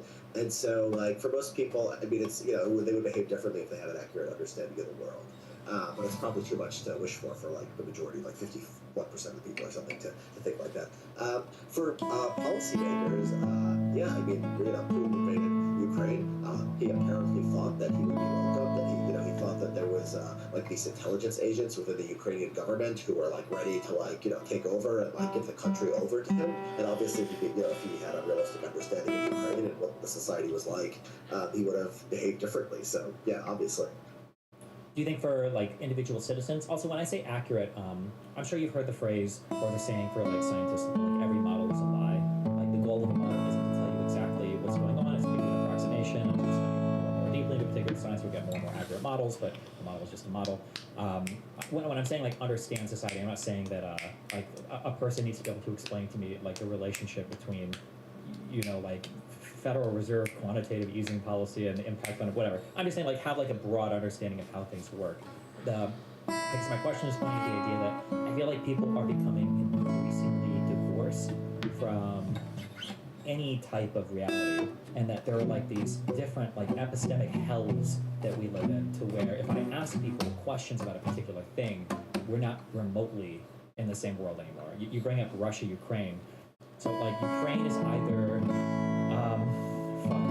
I'm trying to steal man like a bad fake left-wing reading of it, but I don't even know one. I guess like in my world, like I would say like Ukraine is a sovereign state that was invaded in 2014, and then it increased in 2022 by another sovereign state for largely no reason, and there's now an ongoing war where Russia is trying to interfere with Ukraine's ability to have territory and be an autonomous country. And then on the other end, you've got Ukraine is a country that in 2014 was couped artificially by the U.S. government so that we continue to fund Nazis in Azov and biolaboratories with genetic, diseases that are targeting ethnically Russian people and Americans. And like, holy shit! And Putin is like the savior of the West, and he's like based and stands for Christianity, against like the trans-Ukrainian army. It's like holy shit! I feel like it's worse than it ever has been in terms of different realities that we live in.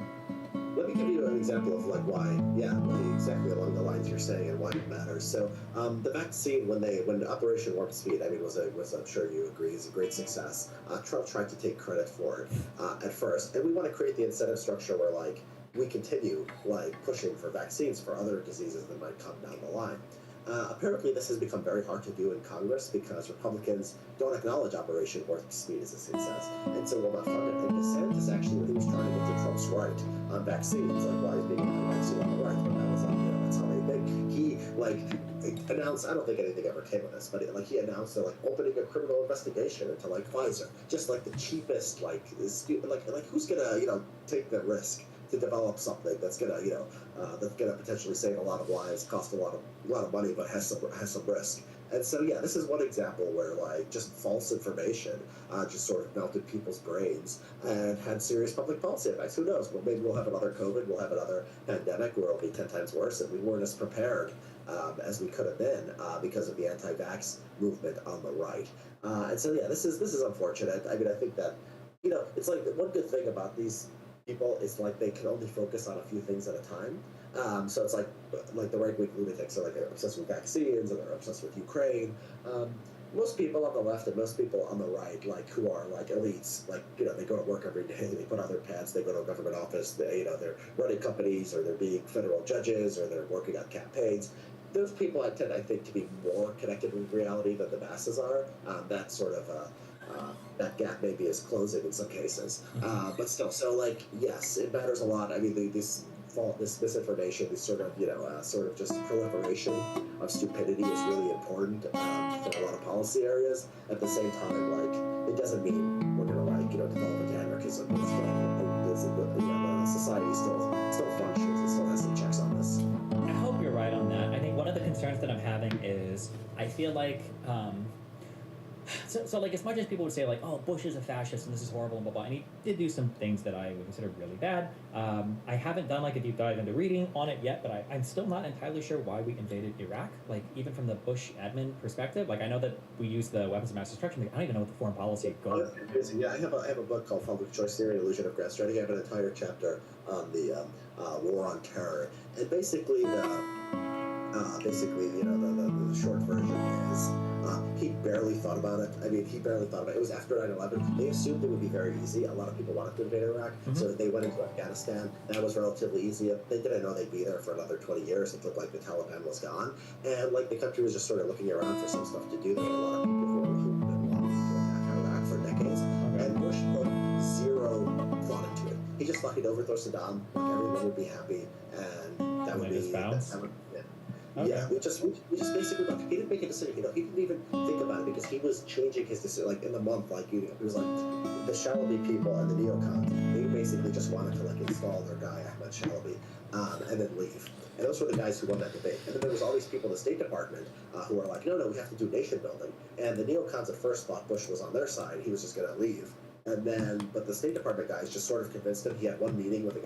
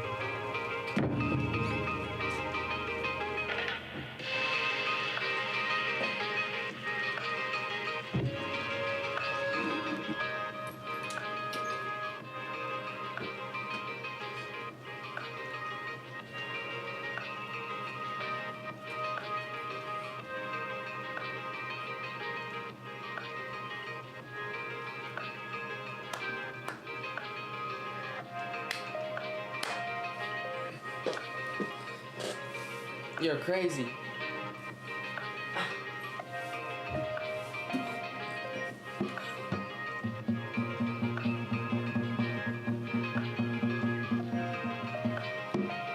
I think so. Next we go for C, which is.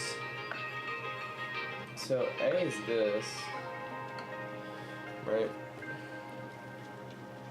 Motherfucker, we talking A over here?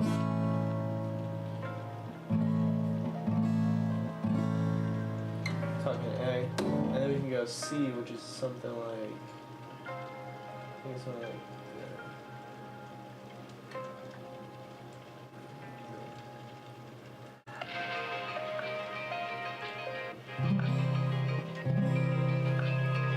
Hey, right? Is that right or no? Yes, it is quite literally that. So we can go one of these.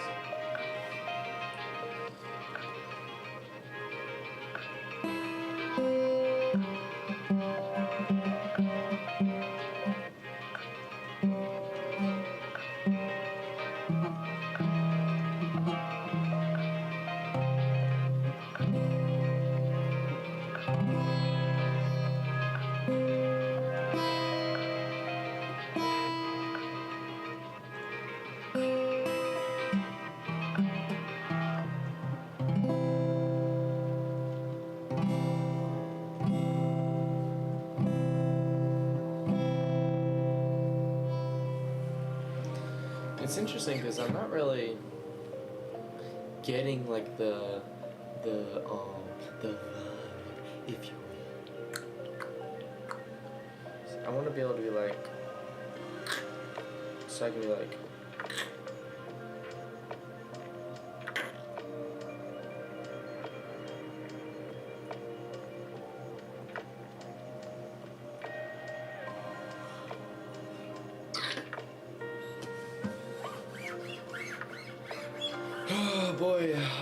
Boy, oh, motherfucking boy.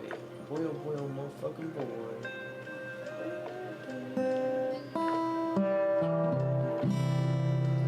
Boy, oh, motherfucking boy. Motherfucking boy.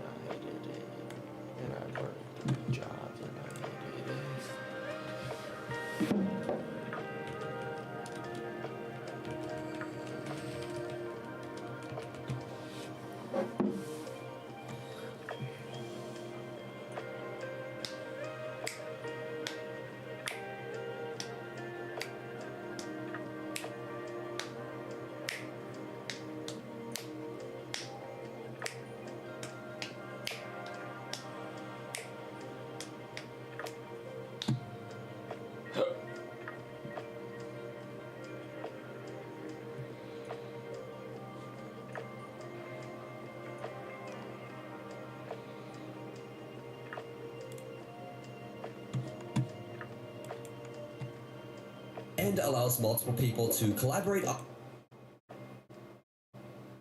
I'm a 17-year-old professional YouTuber and freelance scriptwriter with years of experience writing viral video scripts for myself and other YouTubers. Here are my secrets to writing high-quality, retention-boosting video scripts as fast as possible without spending any money. First, you'll need to figure out where you're actually going to write your script. I personally use Google Docs because it's free and allows multiple people to collaborate on a script at the same time, but do whatever you want, I guess. Then, when you're ready to start, create a... That's too much. Too much. Calm the fuck down. Therefore, for people to do what you're talking about, like if let's just embrace the frame for the rest of this conversation, and I hope the rest of my life, that truly nobody is beyond this, barring some a mental problem that makes it impossible for them to move forward. So that you really just have to find those behaviors. So if you understand that the world right now is designed to get you to be watching pornography, to be playing on social media, to play mindless video games, I will say, as somebody making video games, I'm well aware there's usefulness and then there's waste. But understanding all of that the world is set up against you, then you have to have a technique that's going to allow you to get into these habits that are going to be effective. Now, one thing that was absolutely transformative in my life was to have rules. To just an absolute binary.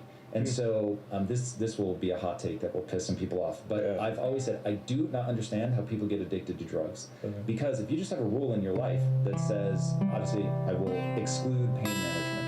If you just have a rule in your life that says, I don't, let's take drinking. I don't drink more than twice a week, period. So if you've taken a drink for the third time in the week, you violated your rule, you know that you're out of bounds, you need to immediately correct course. Do you leverage rules or things, binary things, so that you know, like, I give myself 10 minutes to get out of bed. That's like my big rule. Do you have anything like that that allows you to... I probably live the exact opposite way. You can reboot your life, your health, even your health. And so, contrary point, just I trial and get started today. Not as a contrary point, just I hate rules, all rules. And so, how do you stay on the right behaviors? I do the things that have rewarded me in the past. I mean that genuinely. Like, when I wake up earlier, better things have happened for me. When I do more work before I have my meetings, better things have happened for me. When I eat a certain way, I look the way that I want, and better things happen for me. And so, I buck against rules really hard, and I don't know why that is. But, like, the moment someone's like, you can't have chocolate, or you can't smoke, or you can't whatever, I'm like, why not? I'll do it. And then still win at the thing to prove that that's not the point. Which is why, like, I get annoyed with a lot of the superstition around routine. And what I mean by that is, like, you know, I remember there was a guy who messaged me, he's like, dude, I'm doing my morning routine. He's like, and I have a cold plunge, a red light sauna, I ground outside, and then I do my gratitude journal, and then he did this list. It was like, you know, it was taking like 3 hours to get his routine done or whatever in the morning. And I was like, you know, you could just not do that and work for 3 more hours every day. I was like, I'll bet you'll make more money. And so I think there's a lot of superstition around, especially in the entrepreneur space, around routine as, like, if I don't get my morning routine in, I'm just useless. And I'm like, man, I'd love to compete against you. Right? Because, like, you have one bad night of sleep and you're fucked. I was like, I will continue to work because working has worked for me in the past. But I love what you were saying earlier with, like, success doesn't really care, or the result doesn't really care. 1 + 1, if you still do the addition, it equals 2, whether you're a good person or a bad person. If you make 100 calls or you make 100 pieces of content, the likelihood that somebody will find out about your product is greater than if you make 0. Period. Fight me. And so you can do those things and be you can drink and do drugs and watch porn. If you still do the shit, that's all that matters. Now, those things might make it more difficult, but I always came from the perspective of, like, I want to do the formula and then live my life how I want to live. And if that means that sometimes I drink more and sometimes I drink less, or sometimes I work out more and sometimes I work out less, sometimes I eat dessert, sometimes I eat really small desserts, that's fine. And so it's just like, what are the actual things that matter? And if you look at, and I know you have a lot of wealthy friends, like, people, the way people work, the routines that they have are so varied, which to me means that they don't matter. Because if there were something that absolutely has to be done, then it has to go down to first principles of, okay, in order for people to find out about your stuff, you have to let them know. Great. So you have to advertise it in some way for people to find out about it to buy. Period. No, like, anybody who's a business, that rule applies. Now, some of them are, don't drink. Some of them drink a ton. Some of them watch porn. Some of them don't watch porn at all, and also make tons of money. And so I try to have as few rules as possible to give myself as much latitude to live my life. That is, that's really interesting.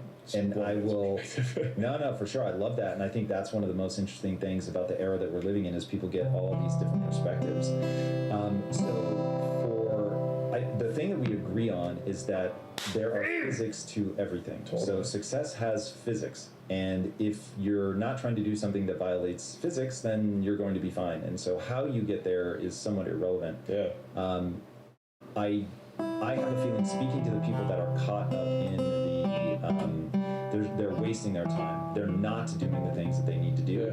They're going to need to create some structure. Now that structure may be as simple as what you're talking about, which is because if from my frame of reference, the way that I would put thoughts in my own head about what you're saying is, I have a rule, and this is a literal rule of mine. I only do and believe that which moves me towards my goals, which sounds very akin to what you're talking about. It's like, if I do this thing, I get this output.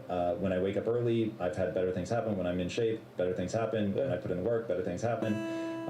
And ultimately, that's the thing that I'm trying to get people to anchor around is everything that you do is a test. Your test will have results. It's what I call the physics of progress. So to make progress, one must have a hypothesis, know where you are, know where you want to go, understand the obstacle between you and that, come up with a hypothesis about how to overcome that obstacle, run that test, look at the data, very frankly, don't BS yourself, and then come up with a more informed hypothesis and try again over and over and over and over.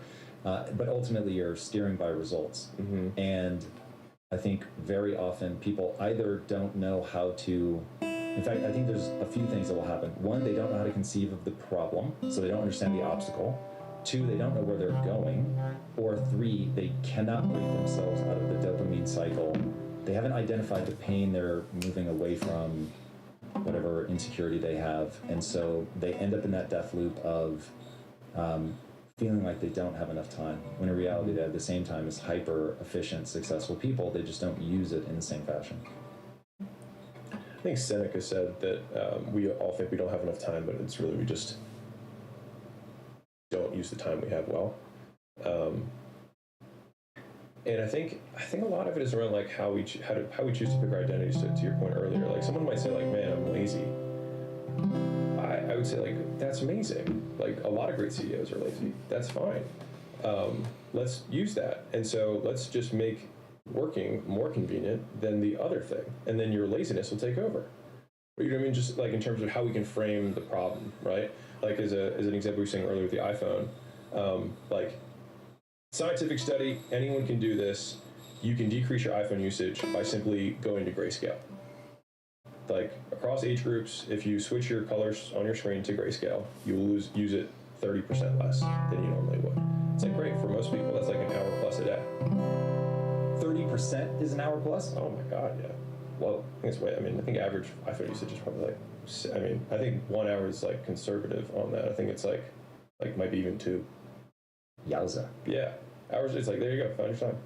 You can make all your content. You can do all this stuff. You can watch a movie the time that you have from saving it. But like anyone can do it.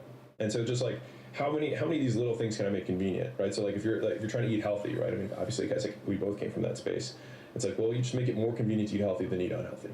It's like, okay, well, remove all the stuff in your house that you don't want to be eating. Make sure that all the snacks you have are protein-related snacks. Anything that has calories in it that's a beverage, don't include it, right? Like just simple things that all of a sudden you're like, I'm hungry, and you're like, I've got cucumber slices and protein chips.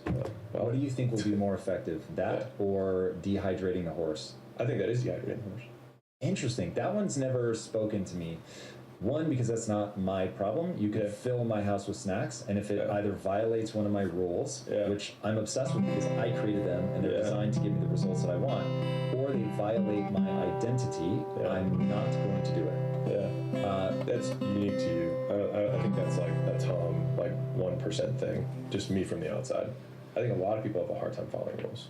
You don't think people will drive 30 minutes to gorge on something? I think they could, but they're just as likely to break a rule. And I think it's more likely that they will break a rule because it takes less effort to break the rule to themselves than it does to drive 30 minutes. And so I just want to make it as inconvenient as possible to do the wrong thing and as convenient as possible to do the right thing. That will clearly be advantageous, so in no way is what I'm about to say arguing against that. So huge, love that, total support on board. Now, having said that, I have a feeling that the thing that people are up against, and I thought a lot about this with food, at Quest, I wasn't thinking, oh, I need to make this convenient. That was part of it, and we certainly were not blind to the fact that giving somebody a packaged good that they could carry in their purse was going to be really helpful. Yeah. But the mantra I kept saying to myself was, I want to make food that people can choose based on taste, and it happens to be good for them. Totally. Because I think people will go way out of their way, violate rules, all that, to eat something that makes them feel the way they want to feel. And if I had to anchor all of my fears around people not being able to accomplish what they want to accomplish, it would all be around the things you're going to need to do don't feel the way you want them to feel. And because they don't feel the way you want them to feel, you veer towards the things that do make you feel the way you want to feel.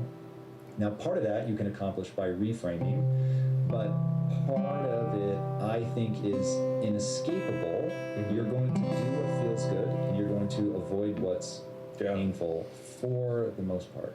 Okay, I love this. So one of the big misnomers, in my opinion, around discipline is that people who like, some people might look at me and say that, oh, Alex is really disciplined, but I actually really do what I want to do every day, and it just so happens to be work that is productive and makes money.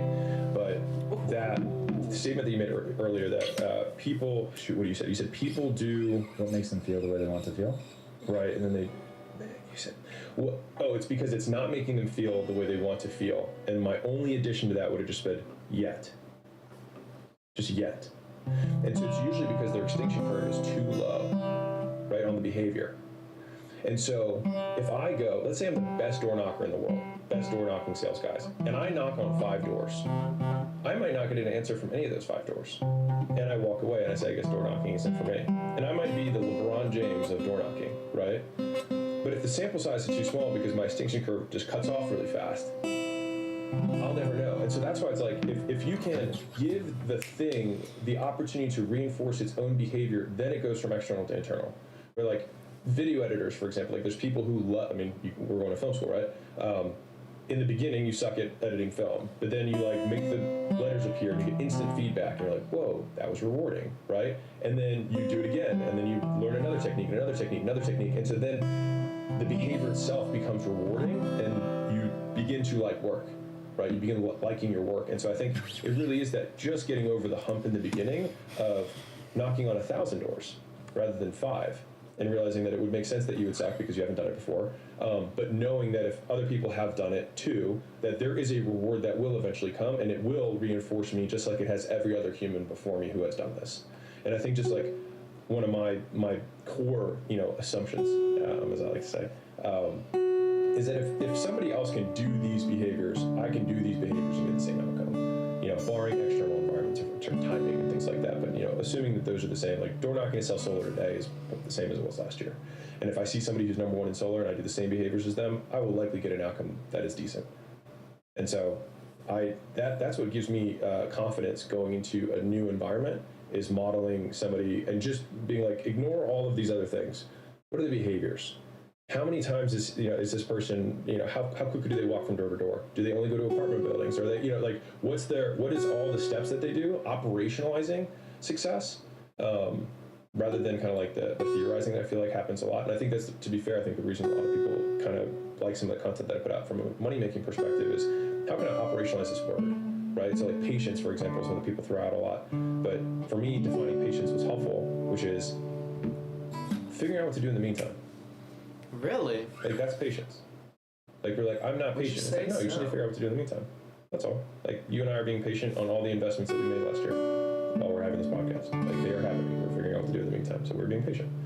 And so it's like, patience feels bad when you're focusing on it. But if you're not focusing on it, then patience happens by default. Like sadness, for example, like that has really helped me define, figure out, just even defining the word in terms of operational perspective, helped me get out of those funks faster, which is sadness comes from a lack of options, a perceived lack of options, which is why it feels like hopelessness. But if it comes from a perceived lack of options, then it means that you solve that with knowledge, because it's perceived lack of options, which is an ignorance problem, which means it's solvable, which all of a sudden gives me something to do. So then all of a sudden I do have an option, and then you can get out of the funk. But like anxiety is the reverse of that, which is I have many options, and I don't know which one to pick, which means I don't have priorities. So like you solve sadness through knowledge, you solve anxiety through decisions. And so like helping me just spell those out to myself. I'm like, I feel anxious. Okay, that means that I have lots of paths and I need to make a decision. So, which one am I going to decide so I can get out of this bad feeling? If I have sadness, great. What do I not know? Okay, now I have to go figure that out. Great, I have something to do. And so that you can. I think these are like mental models around using emotions to fuel behaviors that you want. I didn't want to say a word during that because I think what you're talking about is, so I'm, as you're talking, I'm trying to map my fear about people not being able to make the change. And the more I think about it, the more I think this boils down to people feel a way that they don't want to feel and they don't know how to handle that. Yeah.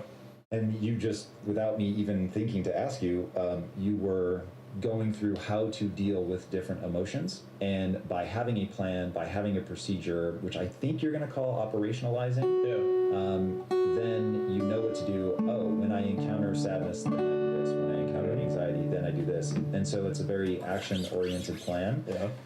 So I want to plant a flag in that, and then I want to follow up with how one goes about operationalizing something. Okay, so I'm going to lay out a thesis. You can push back or whatever. People, one of the things that you and I have both said historically that I think is maybe the most powerful thing we will ever say, and everything after that is just what you do once you get over that. Your life is an exact reflection of your choices. You are not a victim. And even if you are, it does not help you to think that way. You have to break through that. And one of the intros to this episode that I considered was that every day, each of us has to make a choice whether we are going to play the victim or play the game. Right. And if you're going to play the game, play to win. It's the only thing that makes sense. But that is, negative emotions can be so gnarly that we need to make it somebody else's fault. That to point all 10 fingers back at us, and this is one of the things, to get hired at Impact Theory, you're going to be asked the question along the lines of something horrible happens to you. How many fingers go outwards and how many fingers point back at you? And the punchline is, if all 10 are not coming right back at you, it's just disempowering. It doesn't mean that bad things don't happen. Nothing you can do about a tornado, et cetera, et cetera. But still, to realize that you can make different choices and get a different outcome. But people don't do that a lot, because to do that, if you don't have the right frame of reference, if you haven't leaned on the right traits, if you aren't building your self-esteem around the right thing, in that moment, to say that it's your fault is just emotionally devastating. And people have not operationalized their encounter with negative emotions, and therefore they will do anything they have to do completely unconsciously to not feel that way. Now, if that is doing drugs, they'll do drugs. If that's drinking, masturbation, cheating, whatever, they will do all of it. But it really boils down to what's your relationship with your emotion. Now, to push this farther and to really make clear what I think. I don't think emotions are objectively real. I don't think that people ought to believe an emotion. I think people think because they feel it, it is the right reaction to objective truth rather than a subjective reaction to perception. Sure. And if you can understand that all of your emotions are a subjective reaction to perception, that you can take control of that you can reframe things, you can have a different emotion, and now in that moment, instead of doing something that moves you away from your goals, you can replace it with something that moves you towards your goals. Okay, so that's my thesis as I really think about boiling it down to what messes people up. It's that, if I'm right about that, how do you operationalize anything? Like, what does that mean? Because I have a feeling the thing that makes you phenomenal is the ability to operationalize everything. So if I love this conversation, just as a side note. So in my opinion, a lot of things, even huge departments, practices in business and medicine and everything, come down to learning and communication. And so let's define terms. So learning is same condition, new behavior. So to the point, I felt sad last time. I learned this new thing from this podcast on impact theory, which is, okay, if I feel sad, then it means that I don't see an option, which means I need to get more education or knowledge on the subject so that I can figure out what to do. Well, at least deciding that I need to learn more gives me the next step that I need to do, and boom, I'm not sad. And so you've been sad before, and then it took you 5 days to get out of it, and you're sad now, and it takes you 5 minutes to get out of it. Same condition, new behavior. So you learn. And so if we go 1 degree removed from that, and I'm going to circle back to the original point. If we think about intelligence, right? Like, what is intelligence? As I define it from an operational perspective, it's rate of learning, right? So somebody who learns really slowly is less intelligent. Somebody who learns really quickly is more intelligent. But that means that intelligence is just a rate. It's a measurement of how quickly you change your behavior in the same condition. And so if you continue to listen to podcasts and you wake up in the same exact condition every day and your behavior does not change, it means you learned nothing, which means you are not as smart as you think you are. But it also means that you can influence and have a direct influence on your intelligence by increasing or decreasing the time it takes you to actually act on the knowledge you have when the same condition presents itself. And so for me, that's incredibly empowering. So it's like, I can be smarter by simply hearing what this person says, getting the same condition, and then immediately changing my behavior. Wow, that's cool. And so that then, like from the fingers perspective, it's like, okay, all 10 fingers are on me of how I can influence my own surroundings and do the things that I want to do. So to circle back to the original question, I think, which I probably dovetailed a little bit, was, can you repeat it one more time? How do you operationalize things? What does that mean? So, okay, so it's breaking down, what does this word mean from a behavior perspective? So it's really hard. Like, I think the reason that so many people are confused and they have a hard time remembering things and understanding complex topics is because they have lots of words in their heads that they have not defined. I really mean, like, I truly believe that, which is why every book that I have begins with a definition of terms. Just like, this is what an offer is. This is what a lead is, right? These are what this means, right? And until you have that, you're basically making face noise, right? Like, if I say leads and you perceive that as something different, then we can't actually have a conversation because we're not talking about the same thing. And so a lot of people have a lot of words that they've heard other people say that they nod along to, and some people are like, makes sense, and they say yes. But when someone says, does that make sense? We have been trained as humans to nod and say yes. It doesn't mean it makes sense. It means that when we have that cue, that's the behavior we do, right? Because we know that we get punished when we say no, because then it becomes, oh, this big thing, and then, you know, you dovetail into all these other conversations and you get punished for it, right? And so you learn what's reinforced. And most people say, makes sense, and then you say, which means, nod your head when I say this, and you're like, I nod my head. Great, and then you move on. And so I think that's why a lot of people don't learn, because they actually don't know what the words mean. And so to operationalize something, it is simply going back down to, when I say I'm confident, what does that mean? It's not a feeling. It's not what other people say about you. Like, none of that is measurable. Like, how much, like, what is measurable? It's a percentage of likelihood that what I say will happen. Period. That's what it is. Now, what you'll also find is that there are a lot of words that mean the same thing. I know, low-key. And that doesn't mean that the concept wrong. It's just the fact that English or whatever language you learn usually has a melting pot of, like, well, this is the version of the Nordic word, and this is the version of the Hindi word, and this is the version of the French word, and they're all in the lexicon, but most of them more or less mean the same thing.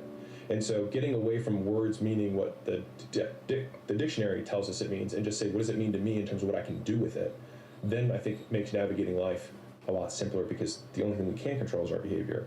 And so if we define the words in terms of what we do about it, then these all become things that we can control and can change our lives with.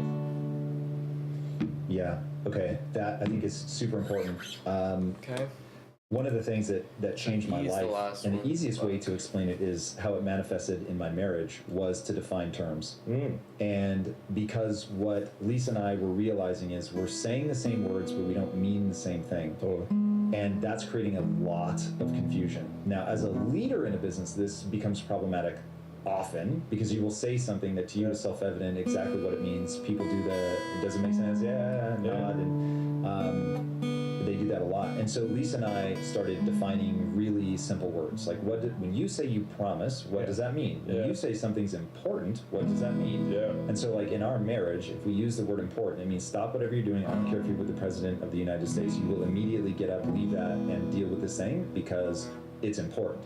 So if it is meaningful but not important, then fair enough. It's meaningful, but I'm in the middle of something, I'll get to it later. Doesn't mean that it's, not something that needs to be addressed, but it isn't important. Cool. Now we have a shared lexicon. And I think that fuck around. going back to my thesis around emotions, emotions are the subconscious's way of communicating to the conscious mind. So when you think about, and this isn't, I mean, this is me making things up. This is me connecting dots that behavioral science has made abundantly clear, but I am admittedly connecting dots. But Lisa Feldman Barrett wrote a whole book on this called How Emotions Are Made, so this is not me just shooting from the hip, but I'm putting my own words to it. The way that you feel is the subconscious mind, which can process information faster and faster, as they say. So it's a much larger number of data points, processed much quicker. But when you bring it into the conscious mind, you're going to think either in images or in words. Most people probably think primarily in words. And so it really narrows down your ability to deal with a lot of information. And because emotions are coming from the limbic brain, which we had before we had the higher level cognition that humans have that other animals don't have, you're going to be in a situation where, oh, snake, and you just jump. You just have the emotion and you move. Most people leave things there. And so they're never pulling that into the light to say, ooh, why do I feel so uncomfortable in this moment? What is it? And if they would take the time to define what the discomfort is, then they might be able to operationalize the response that they should have to this, predicated on, at least from my perspective, what's your goal? So I feel some kind of way, but I have a goal. My goal makes demands, which is something I don't think people think about very often. To achieve your goal, just, hey, there's physics to it. So certain things will move you towards your goal and certain things won't. So my goal makes demands, but I feel some kind of way that make me want to move in the opposite direction of the demands that my goals make. So now, using your words, I have to operationalize my encounter with this emotion, define it, define a response, and then actually adhere to that response in order to move towards my goals. And that, the moment where you pull the emotion into the spotlight of your conscious attention and define it in a really simple way, I think is where the vast majority of humanity get lost. So I do something called Impact Theory University, and I answer some of the same questions over and over and over, and they often have to do with that moment. Somebody does not understand their own emotions, and therefore they cannot operationalize the next move.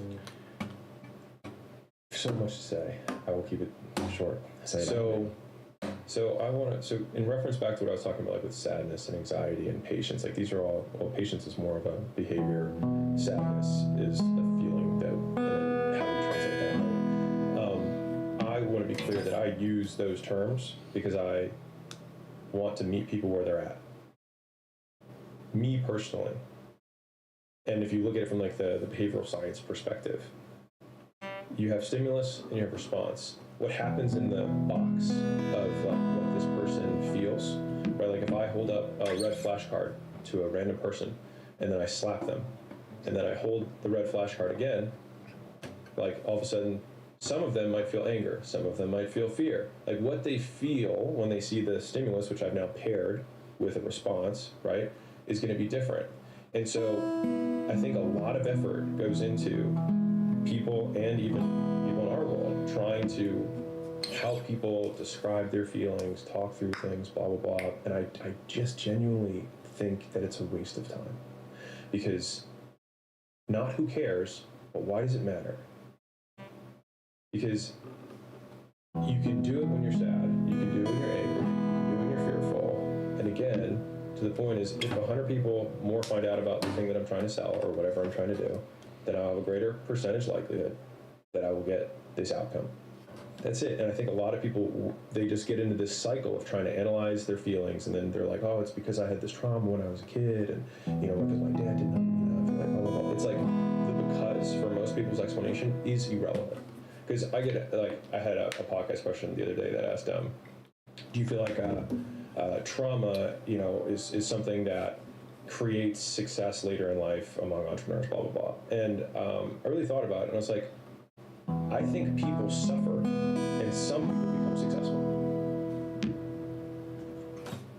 So do I think that suffering creates success? No. I think that everyone suffers, and some of them become successful, and then they attribute their success to make it feel worth it to have gone through that suffering because they have an outcome. But I don't think that they're related in any way. Because, like, you were successful because you did the thing. How you felt about it is completely irrelevant. And I just think that there's so much effort that gets put into that conversation, which is why I have really contrarian views around like therapy and things like that. But I think like if you keep opening a wound, like what does it help you? I don't know. Like you still didn't make the calls, so like let's create an environment where it's more likely that you do the calls that you need to make, and it simplifies the variables that we can control, because no one knows. Like even adding the because to things like I did this because, it's like you don't even know why you're doing what you're doing, and so when people are like, at the game, Tom, what's your number one reason for success? We're making it up. We're making up our response. I mean, it's what it is. We're like, there's 100 things, a zillion things. I don't know. Like, is it because my dad didn't love me enough? Is it because my mom? Like, who knows? Maybe if he would have been president, it would have been fine. Like, it could be completely irrelevant, but we just choose to give this thing that some percentage of the audience then says, oh, that's like me, and maybe then I can be successful too. And that's fine. But I think the boiling it down to the absolute basics, or not even basics, the absolute truths of it are that there's a stimulus, there's a response. What happens in the box inside of your head does not matter. If you respond a certain way, you have learned. And if you continue to see the same stimulus and you don't respond the way you want to, you have not learned. So you need to learn. I love how direct and simple that is. See a red card, get slapped. See a red card, duck. Yeah, you learned. Or block. Right. Even better. Right. You have preemptively slap. And if I have to show the flashcard to you 7, 10, 12 times, the person I showed it to once and then ducks the second time is smarter, more intelligent than the person I have to show it to 10 times before they react in a different way than standing there and getting slapped. Dude, I love that. I will say for all the people that, because the people that I have, maybe I glom onto because of my own, here's me making up that I've glommed onto because of my own sort of the journey that I've had to go on, thing I've had to deal with, is that I think where people fall down, because you are right. There is in no uncertain terms, if upon stimulus you do the right thing for goal attainment, you will attain your goal. Right. Like that's just how it works. But then the question becomes, why do the vast majority of people never reach their goals? And I think it's because they're not able to either, because either will work, they're not able to either stop caring about what the reason is, or they never take the time to figure out the reason.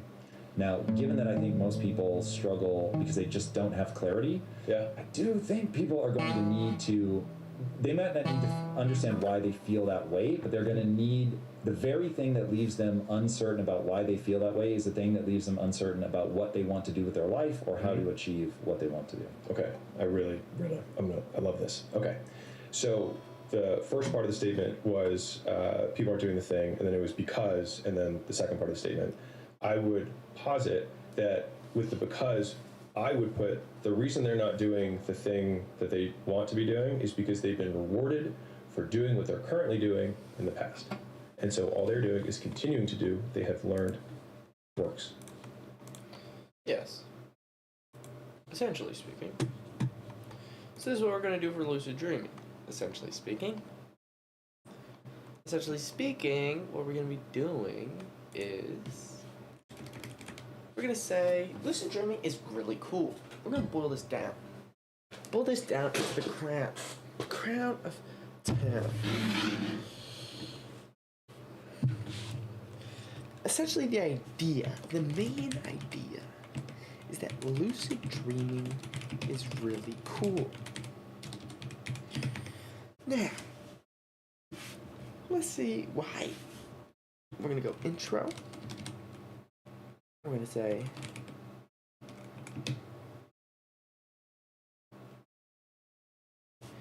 point 1 is going to be fun. Point 2 is going to be it's good. Point 3 is going to be it's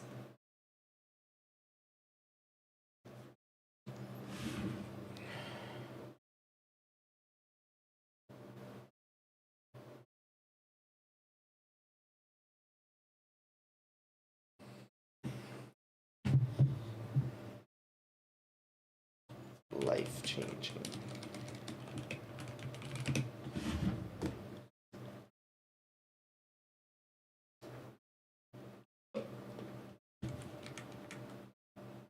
I'm gonna change this. We're gonna say it's like extremely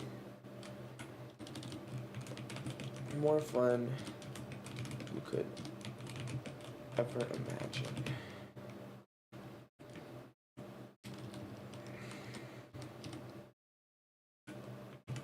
Benefit your life in more ways than you can imagine.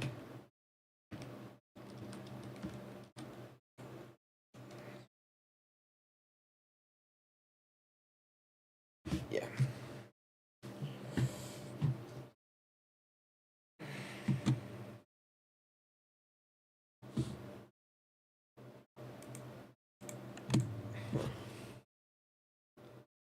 So it's interesting because it's like, why am I getting bored? It's because I'm confused. So more fun, I have to figure out, I have to explain the fact that it's real.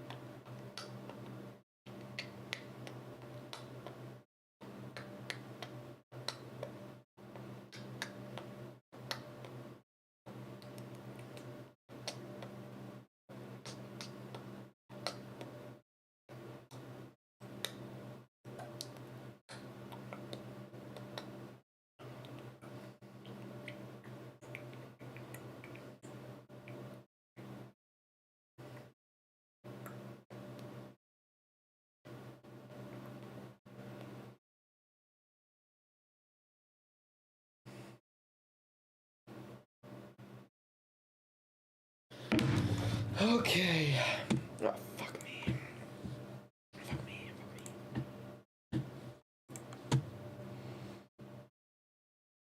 Oh, I'm sorry, Loki. Oh my god, I'm sorry, Loki. Oh my god, I'm sorry, Loki.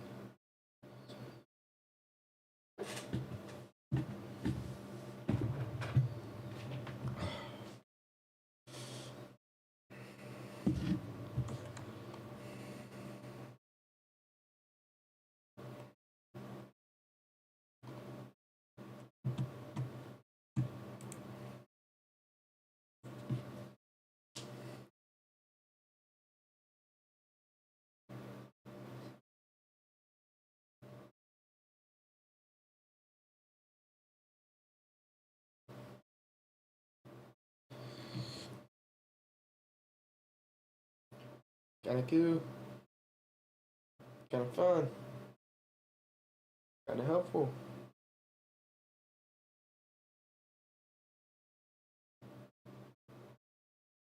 Can literally change your life.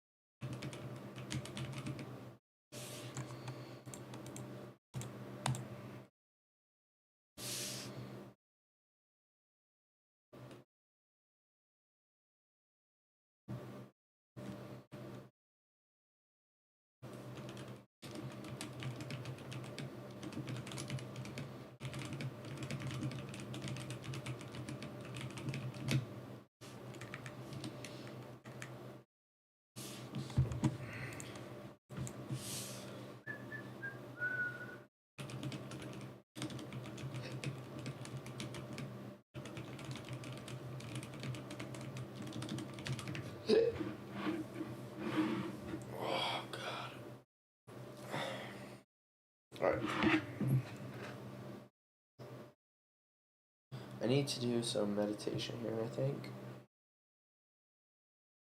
So.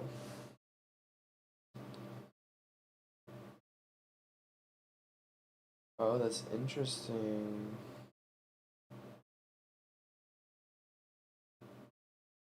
Wait, how do you get dynamite?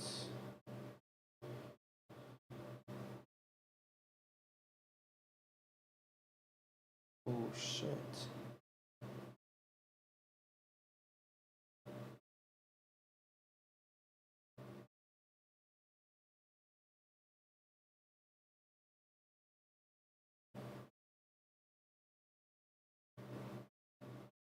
Fuck me.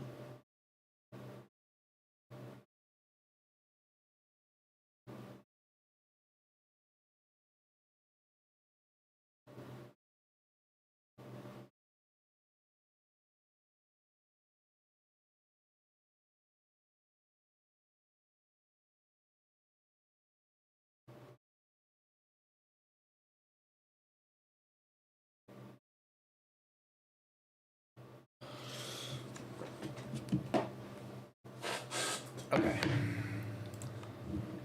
Alright. Mr. Chattathy Pattathy TNT. Let us do some. Alright, let's look this up first. Okay.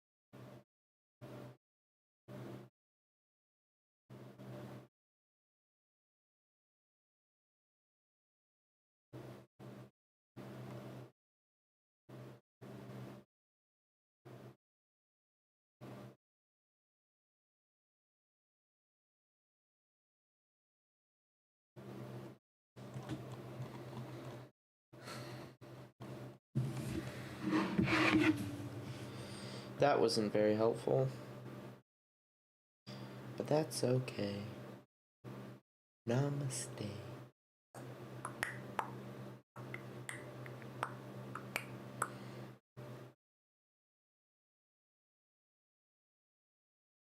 A little over 2 weeks ago, and I was surprised at how much people were making so quickly. Like, top 10 people games, you know, they're making 10, 20, 30, 40 plus $1,000 a month. And that's new revenue. Like, they started at zero on the first of the month. And that got me really excited because we believe that if we gave all this training and made the platform super easy and simple, that we'd be able to get a lot of people over the hump. I just didn't understand how many people we were going to be able to help do it. And so now we have hundreds of people who are making their first dollar online, which is the whole point of all the stuff that I do. Now I'm even more convicted in promoting school games, letting people know that I think it's the easiest way for them to get started online. And if you've ever been on the fence or been like, man, I don't know how to do this, or I'm not an expert, or I don't have an audience, inside the community, there's right now 8 different kind of models that people are doing, all that don't require you to have an audience or be an expert. And so if you've been on the fence, and you haven't been sure what's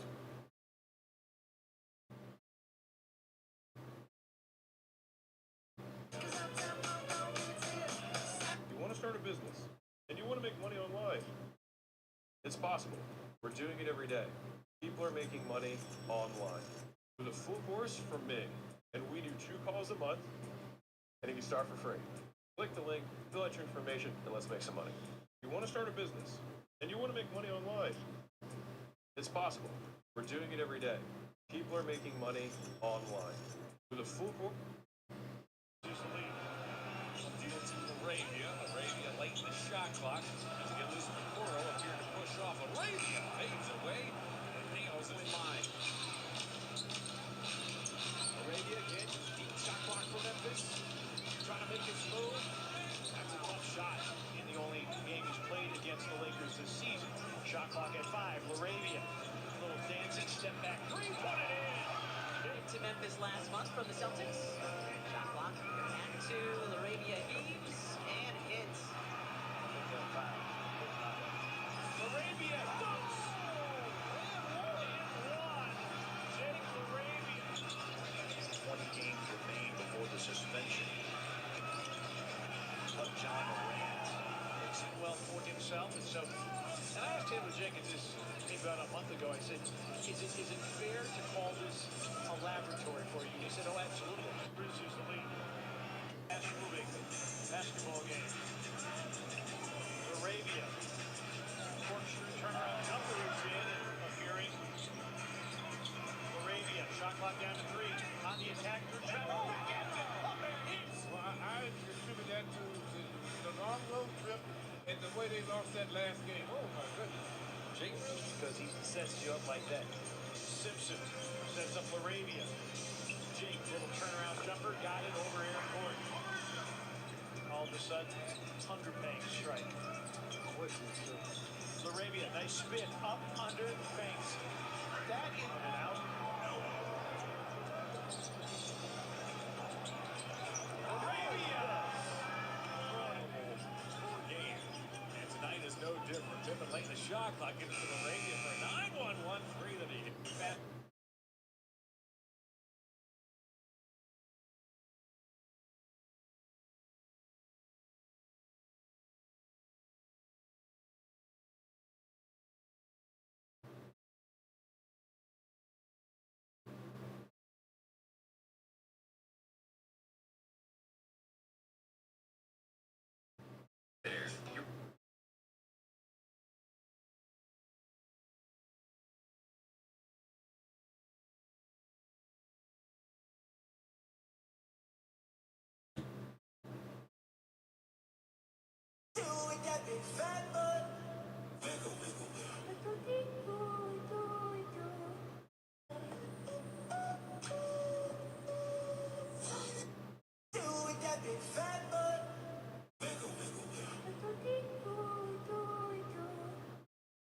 A lot of people in my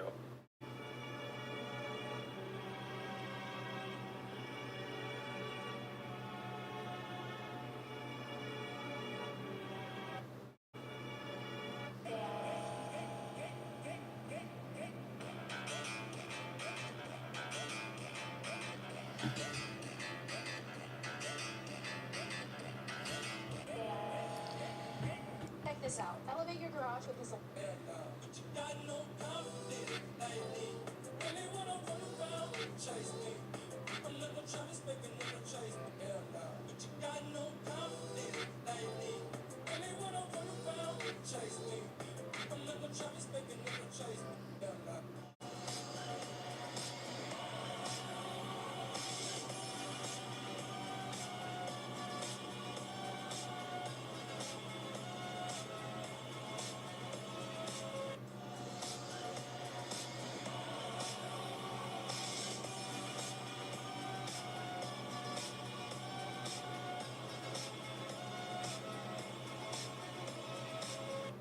I don't remember a time before I had NVIDIA.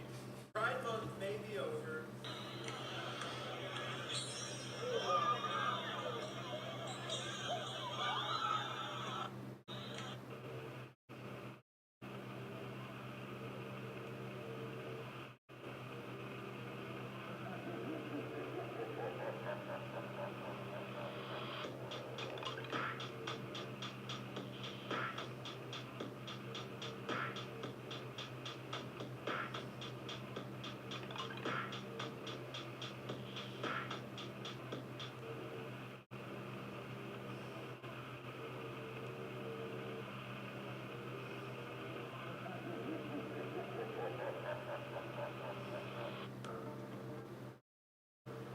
Well, since they went and did a U-turn.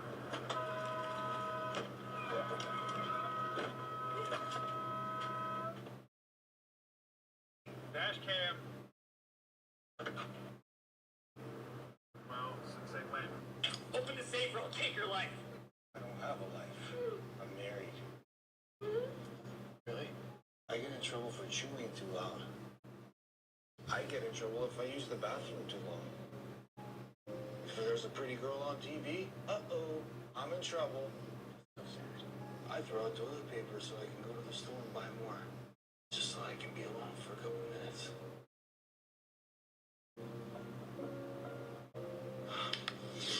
I'm sorry. I had no idea. Come on, buddy. Come on. Let's get out of here.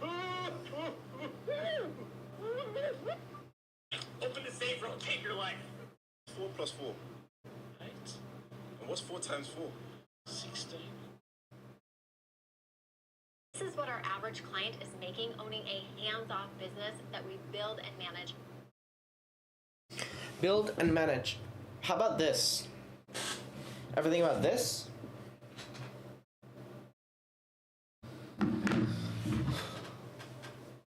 Just sit comfortably. And close your eyes. All right, closing them. Closing.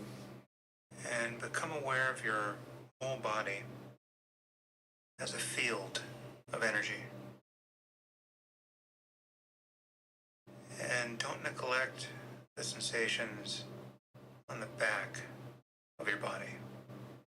The back of your head, your back and shoulders,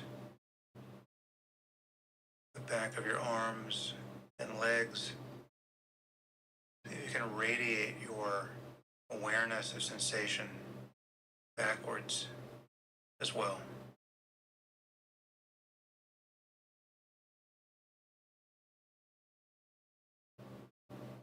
And let everything just appear in its own place. And simply be the space in which everything is being spontaneously known.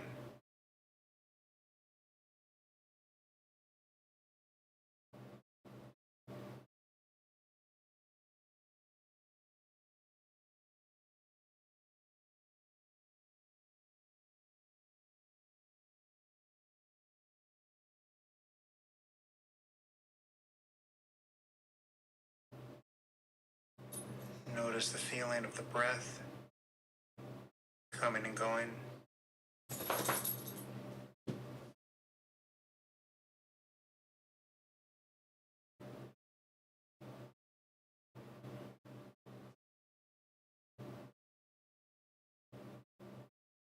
and just let it appear. Don't incline attention toward it.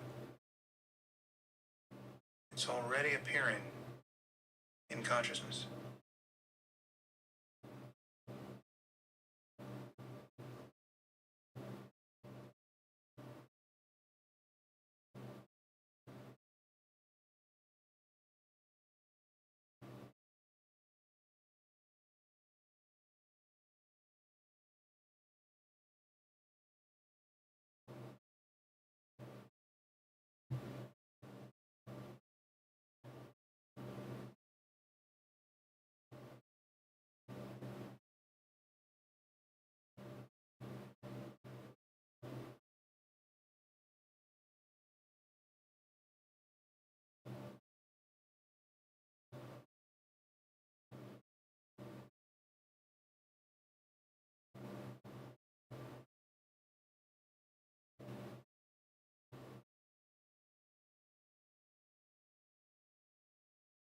The moment you notice you're lost in thought, notice the tendency to think about that. The point of view from which you notice a thought can itself be corrupted by thought.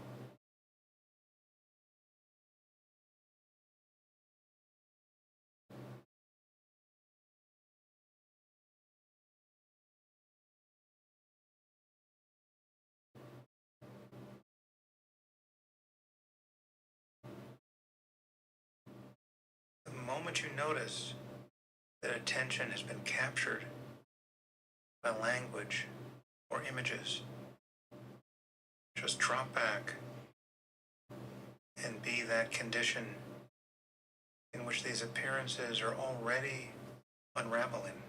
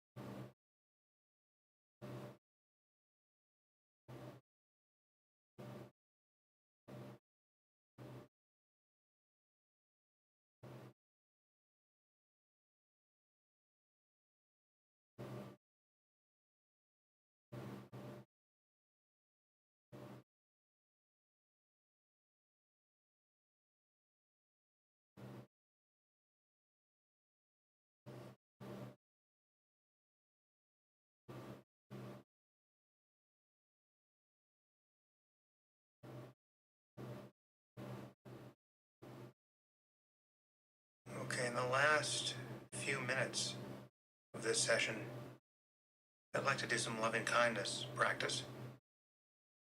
And in particular, I'd like you to direct loving kindness toward yourself. Now, many people find this difficult, but I think I've stumbled upon a way to make it easier. Just picture yourself as a child. At the youngest age that you can make vivid for yourself. Perhaps you have memories of being 5 or 6, or you've seen photographs of yourself at that age that you can easily bring to mind. But bring the likeness of yourself as a child to mind.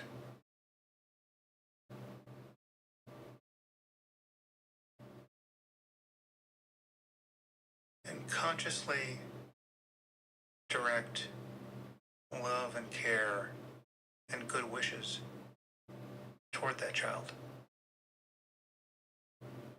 You can think, may you be happy.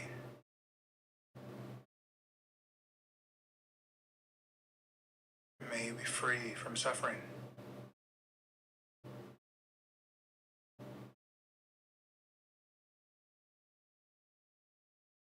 And whatever cadence feels appropriate to you, consciously direct those thoughts at this younger version of yourself.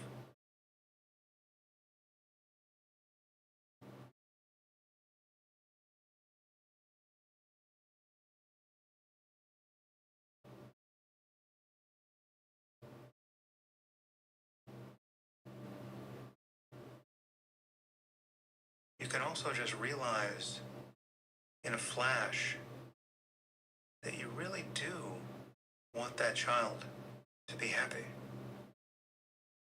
See if you can simply feel that.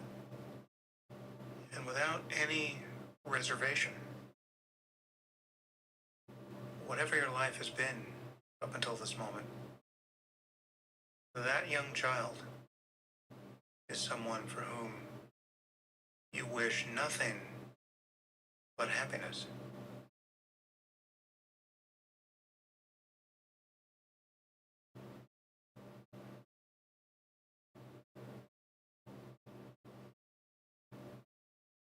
And you might infuse this wish with an awareness of the many highs and lows that await that boy or girl in the intervening years.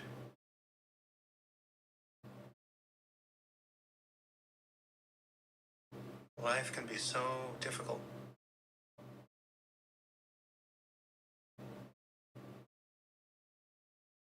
Don't you want that child to be as happy as possible?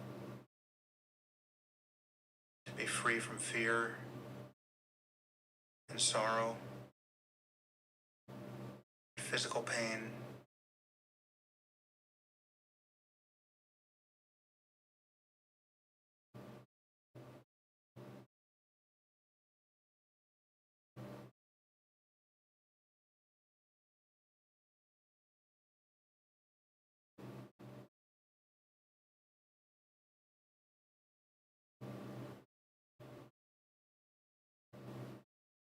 just consciously direct your good intentions toward that person you were long ago.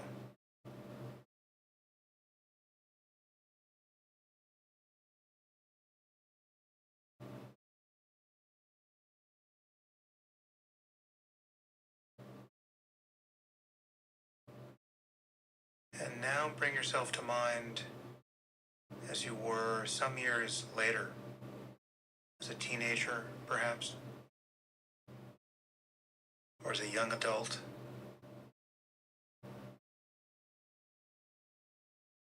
Look at this former self with all his or her uncertainty, with all the plans that will be realized or unrealized.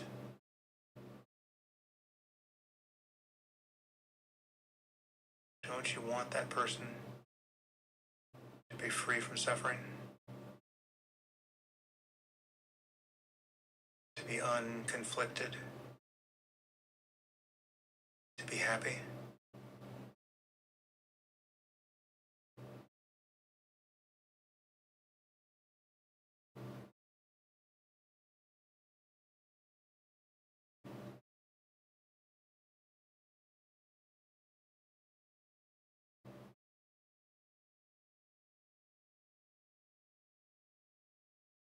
You might briefly see yourself in your happiest moments and in your saddest.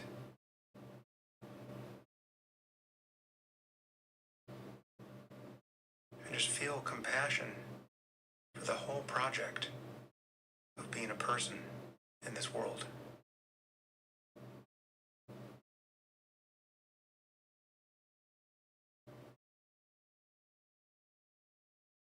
May you be happy.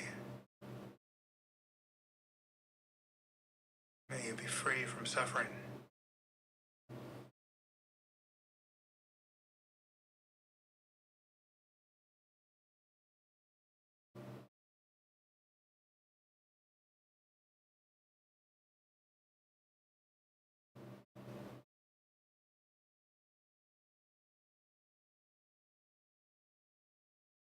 And now bring yourself to mind as you currently are. in whatever circumstance you find yourself. And simply realize that you want to be happy. You want this for yourself. See if you can look upon yourself as you would look upon your closest friend, without judgment.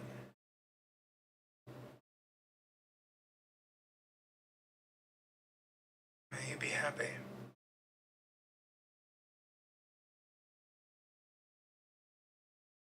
May you be free from fear and regret. May you find peace in this life.